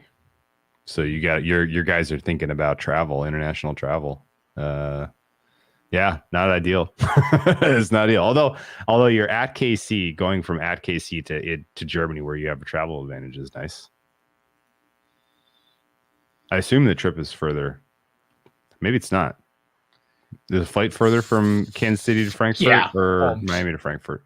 I mean, it's quite a bit north, but it's still further. Kansas City's further west than me. But at the same time, like Kansas City loses a home game as well. I'd rather, if you're going to play them anywhere, I guess I'd rather not play them. Ideally, you play them at Hard Rock, but not having to do the Arrowhead is nice. And then you do get your bye. You get a little bit of a hopefully a scheduled win there. Maybe Washington is struggling with their quarterback stuff. Tennessee likely struggling with their quarterback stuff. If the Aaron Rodgers experiment is going poorly, Miami has a second half schedule they could likely take advantage of because both Jets games are second half. They get Vegas, Washington, Tennessee, and then the end of the season, not easy, but it is your home game against Buffalo, and you get Dallas at home as well with a little bit of a travel advantage. Yeah, tricky final quarter, but who knows how good those teams are going to be there. Who knows what quarterbacks you're ultimately going to be facing there. But it looks tough. But you have travel, plus. That's cool. 4 of your last 5 are at home. That's nice. That cluster around where you're going, Vegas, or hosting Vegas, at the Jets, at Washington, hosting Tennessee, that is lovely. Coming off your bye to have that little soft landing right around Thanksgiving, solid. There's going to be a bye point on the Dolphins at some point if you want it. And yeah, the early part of the schedule is pretty soft too. Like Denver through the New England games, and then the handful of standouts are the ones you have circled. If you can win one or two of the Buffalo, Philly, and KC spots there, you're talking about setting yourself up well for success and threatening an AFC East title, I think. This is a good schedule. I'm surprised, actually, because I thought everybody in the AFC East was going to just be... I mean, it's still very tough. Just having 4 games that are Buffalo, Kansas City, Philly, that sucks. Yeah, sure. But everybody in your division has a fairly tough schedule as it is. Buffalo has a first-place schedule, but on top of that, it is Dallas. You're not playing Cincy and Burrow. You're not playing Jacksonville. You're not playing Jacksonville, and you're not playing San Francisco. This is pretty good schedule, I think, considering. No, and I joked about the all coaching upside to start the season, but more often than not, those things take time. Yeah, and getting Kellen Moore, Bill O'Brien, and Sean Payton in the first 3 weeks while they're still getting stuff installed is probably better than getting those 3 coaches later in the year. Yeah, that's fair. If you want to put a little bit of a silver lining on it. Yeah, that's fair. I think that's true. Not a ton of standalone game against Dallas New Year's. That's a very Christmas cool one. Eve. That's very fun. Excited for that game. Yeah, that'll be a lot of fun. Yeah, you're going up against some really good defenses, but you match up pretty well. If you can pass pro, I'm not as worried about Dallas, Jets, Washington. Case you have some pretty elite D tackles you're up against over the balance of the season. So that interior of the offensive line is going to kind of determine things. If they stay healthy and if they play as well as they did last year, then you should be good offensively this year. If they struggle, if there's injuries there, then some of these teams are really going to be able to pick you apart on that particular point, I think. And then Tua under duress, you all of a sudden are just waiting for the shoe to drop there. So, yeah, and I believe it was 0-3 versus Buffalo last year, but what was the total margin of those 3 games? No, you won 1. Oh yeah, the close one that they shouldn't have. You covered all 3. They still lost. Yeah, they covered all 3. They covered all 3. All 3 of those games are really close. They have played close with Buffalo. If this defense can shut down, if there is a weakness to the Jets, I mean, your number 1 wide receiver is a second-year guy who had a nice year, but like your number 2 is like Lazard. you still match up well against everyone in your division based on you've played Buffalo well. Your secondary and your pass rush matches up well against the Jets. That's the thing. We sit here and look at these schedules and like, oh man, this is so tough. But if you're projecting this to be like a 10+ win team and to do something in the playoffs, you're gonna have to beat those teams. Oh, of course, without question. You'll know a lot more about this team if they do go and beat those kind of teams. Yeah, more often than not. So I guess I'd like to see my good teams play tough schedules. Yeah, of course, and it makes for better, more entertaining NFL. Yeah, no, there's so many games on that schedule. Like I'm gonna watch all of those. Yeah. How many times have we said like, what if Tua is healthy 17 games? Like a lot of it isn't just, oh, I want the Dolphins to be good, or I have Dolphins futures bets, or I'm secretly a closet Dolphins fan. But like all those, there's like 10 games on that schedule that are like, shit, this is going on the big TV right now because game of the week, even the Patriots games. Yeah. What if like Rodgers really does kick it back into gear for one last push in his career? Like all the divisional games turn out to be probably pretty good at that. And point. those games are later in the season when it's more likely if he's still standing. Yeah. So you don't get Aaron Rodgers early, which is too bad.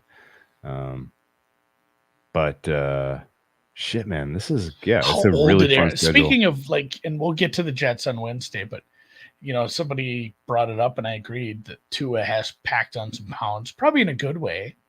That Aaron Rodgers photo, he looks like he hasn't been to the weight room in 2 years. He looks very slight. Yeah. The word that came to mind when I saw that was frail. Emaciated. I don't understand what's going on. Well, how do you eat? Can you imagine going to your kitchen right now, Drew, if it was completely pitch black and trying to cook? No. I guess he'd have to DoorDash it all. No.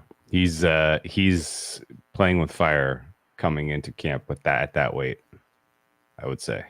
That looks like a scary potential outcome. The odds are interesting for the Dolphins. We've kind of covered, I think, a decent amount at length now. The surprise that they are the third choice for the AFC East instead of the second choice. Super Bowl odds of 25-1, absolutely within their range of outcome that this team could win the Super Bowl. They are no worse off than the Rams of 2 years ago who won the Super Bowl. If the jiu-jitsu works out and Tua plays a full season, the rest of this roster is good enough. The depth is good enough even with injuries to other weird positions that they should be fine. If the tackles play well and the offensive line is top 10, now we're really cooking. I think Super Bowl is live. 25-1 is a live number. 12-1 AFC, live number as well, although I'd rather have Super Bowl, I think. And it is up to them. They beat Buffalo. If they beat KC, if they beat Philly, if they win their high leverage games, then I think they're thinking 1 seed. And I think they're step back quick. I want you to expound on that a little. Yeah. When you say, because we've gone the other way, and I want to hear you. Sure. You can kind of touch on this a little bit. When you say I'd rather have their Super Bowl price than their AFC championship price at 25-1 rather than the 12-1, expand on what you're thinking there. I think I know where you're going with it. Yeah, I think this team in a Super Bowl setting is a 3-point favorite over everyone except the Niners and the Eagles. And I think the Niners and the Eagles have more difficult paths this year than the Eagles did last year. So the chances of the Eagles coming through off a bye and 2 ass kickings and being market respected to the tune of you being a dog in the Super Bowl is low. So I think you're getting more upside with 25-1 Super Bowl if they're sitting in a situation where they're favored in Vegas on Super Bowl Sunday. What do you think? Love it. Yeah, agree. Because really, Andy, the key is if they have made it that far, that means Tua is healthy. Mm-hmm.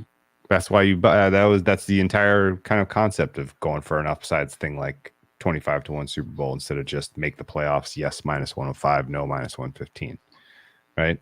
Why play the win total 9.5 if I'm projecting a median of 10, but an upside of 13, which Oh, could get in the 1 seed. it's like what we did you with know? the Eagles, and I don't know how many people in the chat had good Eagles numbers on a variety of different bets, whether it was most wins, 1 seed, win the NFC, win the Super Bowl, different last undefeated, all kinds of different Eagles bets, and all that was, and I mean, RIP, but Sirianni, Coach of the Year, all those were just like, hey, this team's upside is massive, and I think when you're dealing with something like the Tua injury and the upcoming Tua injury that we haven't got to yet, like, do you want to be sitting on a long-term ticket at -110 that if Tua is injured, well, it just coasts? Or do you want to be, and if it doesn't, you probably lose that because they lose more games than they win with the schedule then? Or do you want to be sitting on a long-term ticket at 25-1 because if Tua does stay healthy, it's probably one of the 3 best teams in the AFC, and they have a viable path to winning it all. Yeah. So in my mind, the entire calculus for AFC this year comes down to, can you get the 1 seed? Because the win share you scoop of not having to play wild card weekend this year is going to be flipping enormous. Okay. Last year, it wasn't as big. You had some wild card quarterbacks like Skylar Thompson and who was the Ravens guy? Oh, I can see him. Yeah. It's, whatever that guy's name is. Sorry to him and his family. Sorry to him and his family. But, and yes, both of those quarterbacks almost won playoff games. I get it. But the point is that, the Bills and the Bengals realistically had, Tyler Huntley. Tyler, thank you, Tyler. All pro Tyler Huntley. Yeah. He did go to the Pro Bowl, didn't he? The Bills and the Bengals had quasi, they had very straightforward opponents in the wild card round. I do not see that happening this year.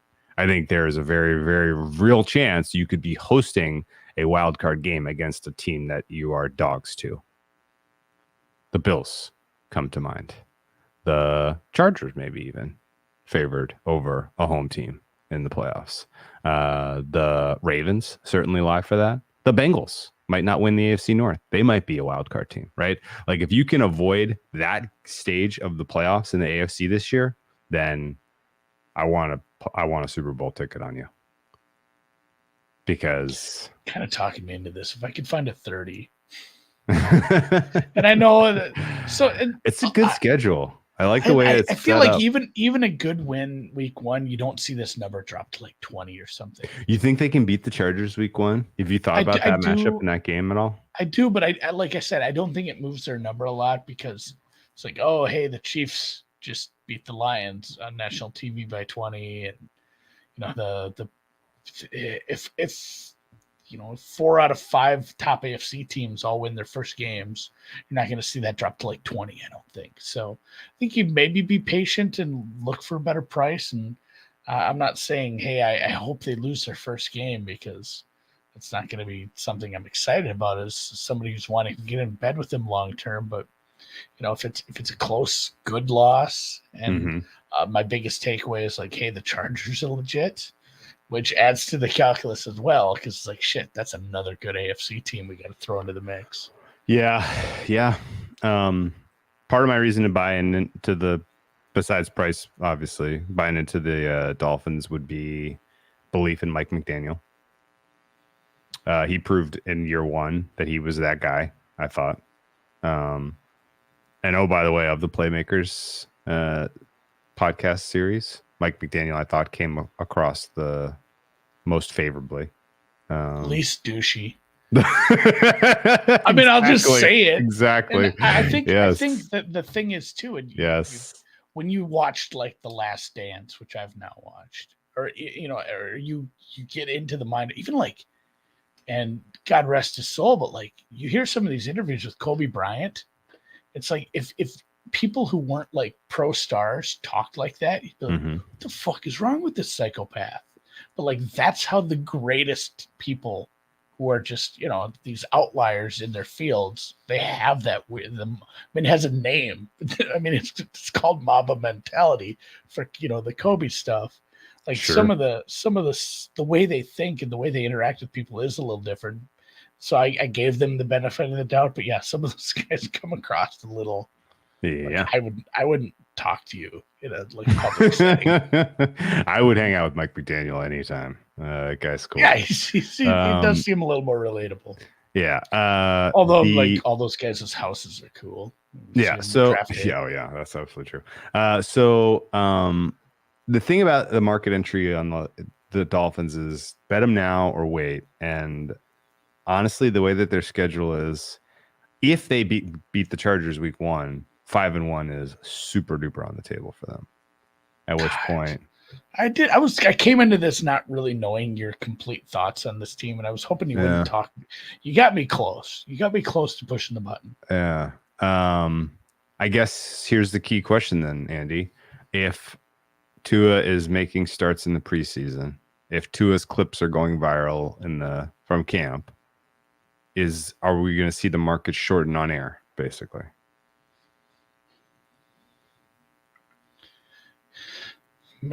There's just the equity in the AFC is so stuck with Buffalo and Buffalo, Kansas City. They're taking up so much. Cincinnati. It's hard to adjust it. And granted, some bookmakers aren't as forgiving in future book management as others, and they'll move shit on air and not adjust anybody else. We see that especially in awards market. So sure.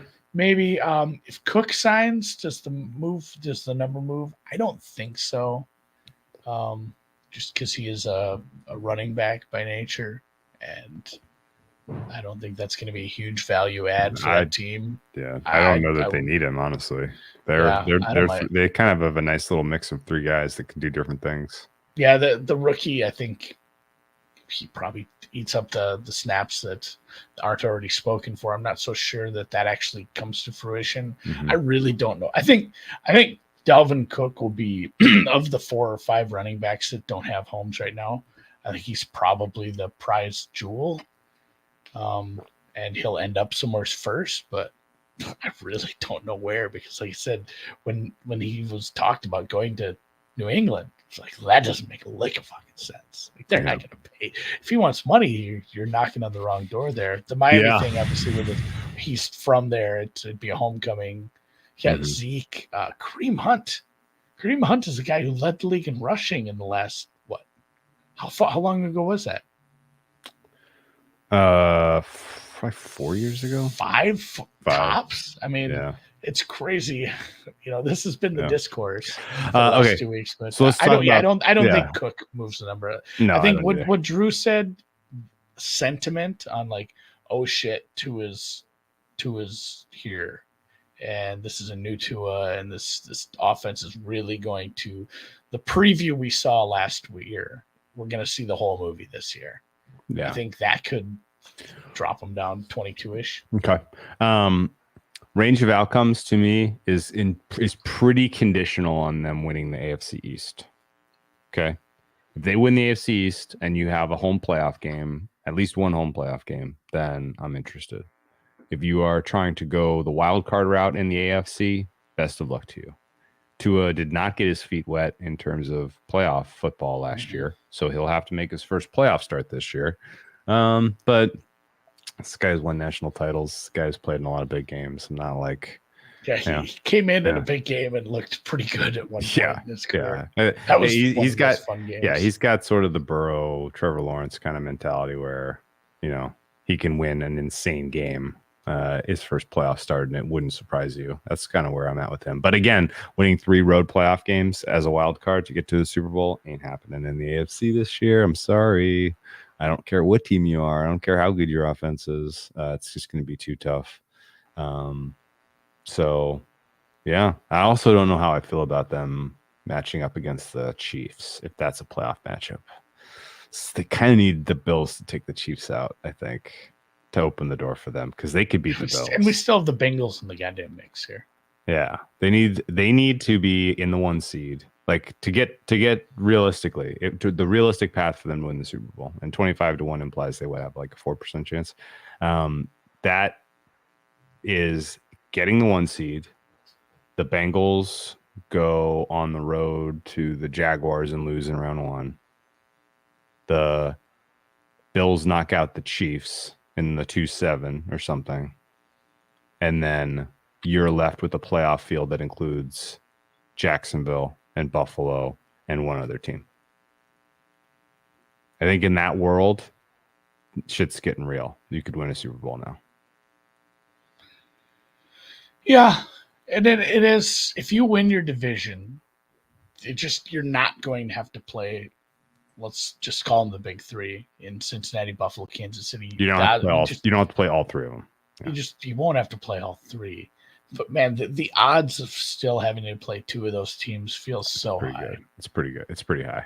Yeah, it's still pretty high. You need a lot of things to break your way, and beating Buffalo during the season twice, or even just splitting with them and winning the division would go a long way to setting that up. Being like, I feel good about this team. You know what has to happen? The Bills have to be the wild card that faces Cincinnati. They take Cincinnati out in the 4-5 or the 3-6. Yeah, because in the scenario, the Bills are a wild card. Then the Bills go to Kansas City, slay the dragon, and then they are like high on life. We've done it. We've finally gone to Super Bowl, and then they go to Miami, and Miami. Miami has just taken out like Cleveland and Jacksonville. Yeah, exactly. Yeah, that's kind of the path that I think gets. That's the dream. If they literally match up very well against the Bills, they need the Bills to take out the other big boys, and then they can beat them head to head. I think in a AFC Championship game, assuming it's in the South Beach. Okay, I haven't bet any Dolphins yet, and I don't know what's going to make me do it. I'm close, but the Chargers game, the Chargers game week 1 is really what's stuck in my head. Like the fact that they got solved so sincerely last year in LA. And granted, it was a bad travel spot. It was a big time game where not everybody was right physically, and now they get that same matchup with 2 weeks to prepare, coming off the preseason, the entire preseason to prepare. Like I think they should have some answers for the Chargers in that game. I'm kind of live on the Dolphins week 1. Really, really good game. That is a must watch. Man, that's going to be good.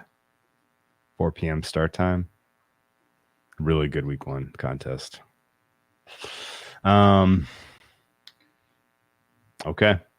Yeah, betting plan is between here and preseason game 1. Someone has to talk me into it. I got to find that number too. I'm seeing mostly like 18s and 20s.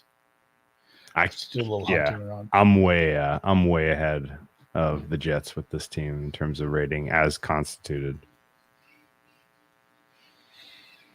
Yeah, without giving maybe a little teaser for Wednesday. Yeah. I'm not super convinced of the Jets because when the main talking point, and I already said it this podcast was like, hey, what if Aaron Rodgers just wasn't like super focused last year and he's actually still good at age whatever, where he looks like, honestly, he looks like Tommy Fleetwood. He looks so skinny. I'm not banking on him just like, oh, he just didn't like everyone in Green Bay. Now he's the MVP again. Like he's just playing at MVP level again. Feels like getting 60% of that from a couple of years ago would be a win for them. So I'm a little out on the Jets. I'm kind of out on both New York teams. Just maybe not like these are bad teams, but the expectations are awful high in the Meadowlands as a whole. Yeah. I agree with you. 2 fun notes to close this podcast, Andy. It is further in miles between Miami and Frankfurt than it is Kansas City to Frankfurt. This fucking globe. The Great Circle got me again. The globe. It is 4,822 miles from Miami to Frankfurt, whereas it is a short 4,716 miles from Kansas City to Frankfurt. Frankfurt's pretty high north, so that's why you get that. Yeah. Basically, it's the same, but a little farther from Miami. What do you know? Other fun facts. I've only gone Atlanta to Frankfurt. We mentioned some of the high-profile standalone games for the Miami Dolphins this year, including the Christmas Eve against the Cowboys, which is going to be just awesome. They have a Monday night football game, 2 Sunday nighters. One of the Sunday nighters at Philly is going to be just awesome. They do not play on Thursday this year. There are no TNF games on the Miami Dolphins schedule, which is a little weird. But you know what they do? You know when they do play? Yeah. Black Friday. First ever I Black know. Friday I'm pumped game for this is too. Miami versus the Jets in New York. And RIP to anybody who's like, you know, significant other makes them go shopping that day and stuff, or turns that into a holiday. Because is that really a thing? There's some people that are very much still into that. Oh no! I not only do we not do any of that, but 90% of the time my wife still works that day because nurse apparently people need to have emergency surgeries every day of the year at the hospital, so she often works that day. So she's usually me and the kids. Holy shit! Hopefully, is that a daytime game or is that Friday night? Black Friday game is at 3 p.m. kick. Yeah, she'll be getting home by then. She'll catch me in my vegetative state then. 3 p.m. Eastern kick. Also, question to you, and maybe this is just something I haven't paid attention to. You see this, like you see the photos on Instagram of them getting off the tarmac. Do NFL teams fly private for these sort of things? Like if you're going from Kansas City to Frankfurt, would you fly private? Yes. And also, because there is no direct flight from Kansas City to Frankfurt. No, you're flying private. But you're not changing planes. But the same thing, like, wouldn't you have to stop anyway? I don't know how gas works. Like, what kind of mileage we getting? 4,000? No. If you're, I don't know. I don't really know what the team. I just remember every time and we always flew Delta as a child, but every time I went to Europe as a child, it was always Atlanta. You'd go to Atlanta, hang out for an hour, and then you go to Frankfurt or Stuttgart or Amsterdam, wherever we land. Yeah, I have a friend. So I don't know how's that work with a private. Like you just land free fuel on the East Coast and keep going? I have a friend who's a private pilot, and he used to work for the Fry's guys, like the guys that own Fry's Electronics. They also own the San Jose Sharks. And they just bought like a used 727 and repurposed it as their private plane. It doesn't have the appointments of like a Gulfstream 650, right? Like it's not like for corporate executive. Yeah, type. but you got to get like 100 people on it. It's for getting a bunch of bodies around. And the planes like that can make a direct flight 5,000 miles. Okay. All right. It just was bothering me. And yes, the Atlanta airport is kind of elite. They do have a Popeyes. They have what's the good beer down there? Something in Atlanta? With water in the name. There's a good Georgia beer I like. You can't really get it up here. Something with water in the name. Someone tweeted at me later on not Twitter. It's not called Sweetwater. Dan knew it right off the bat. Yeah, but no, if you have there are a lot of entities out there that run private planes that are for they're for charter. They're for rent. Also, final note: when you are on that flight, it is considered a team facility and you cannot gamble. As we had another gambling suspension come down today. For a Denver offensive lineman. Who was it? I can't think of his name. He started some games.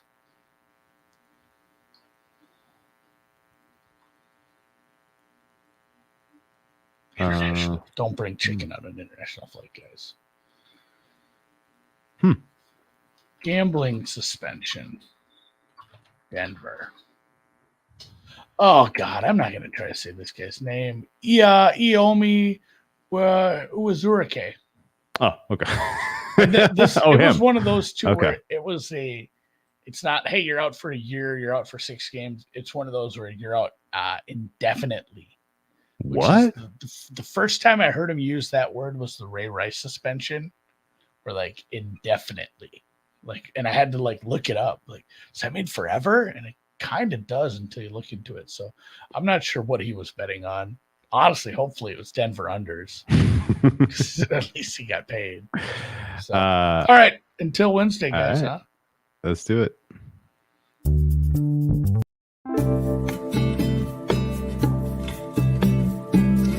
That's right. Maybe Sweetwater is from Florida. I don't get it up here. No, Sweetwater's Sweetwater from Georgia. Matt. I'm pretty sure it's Matt.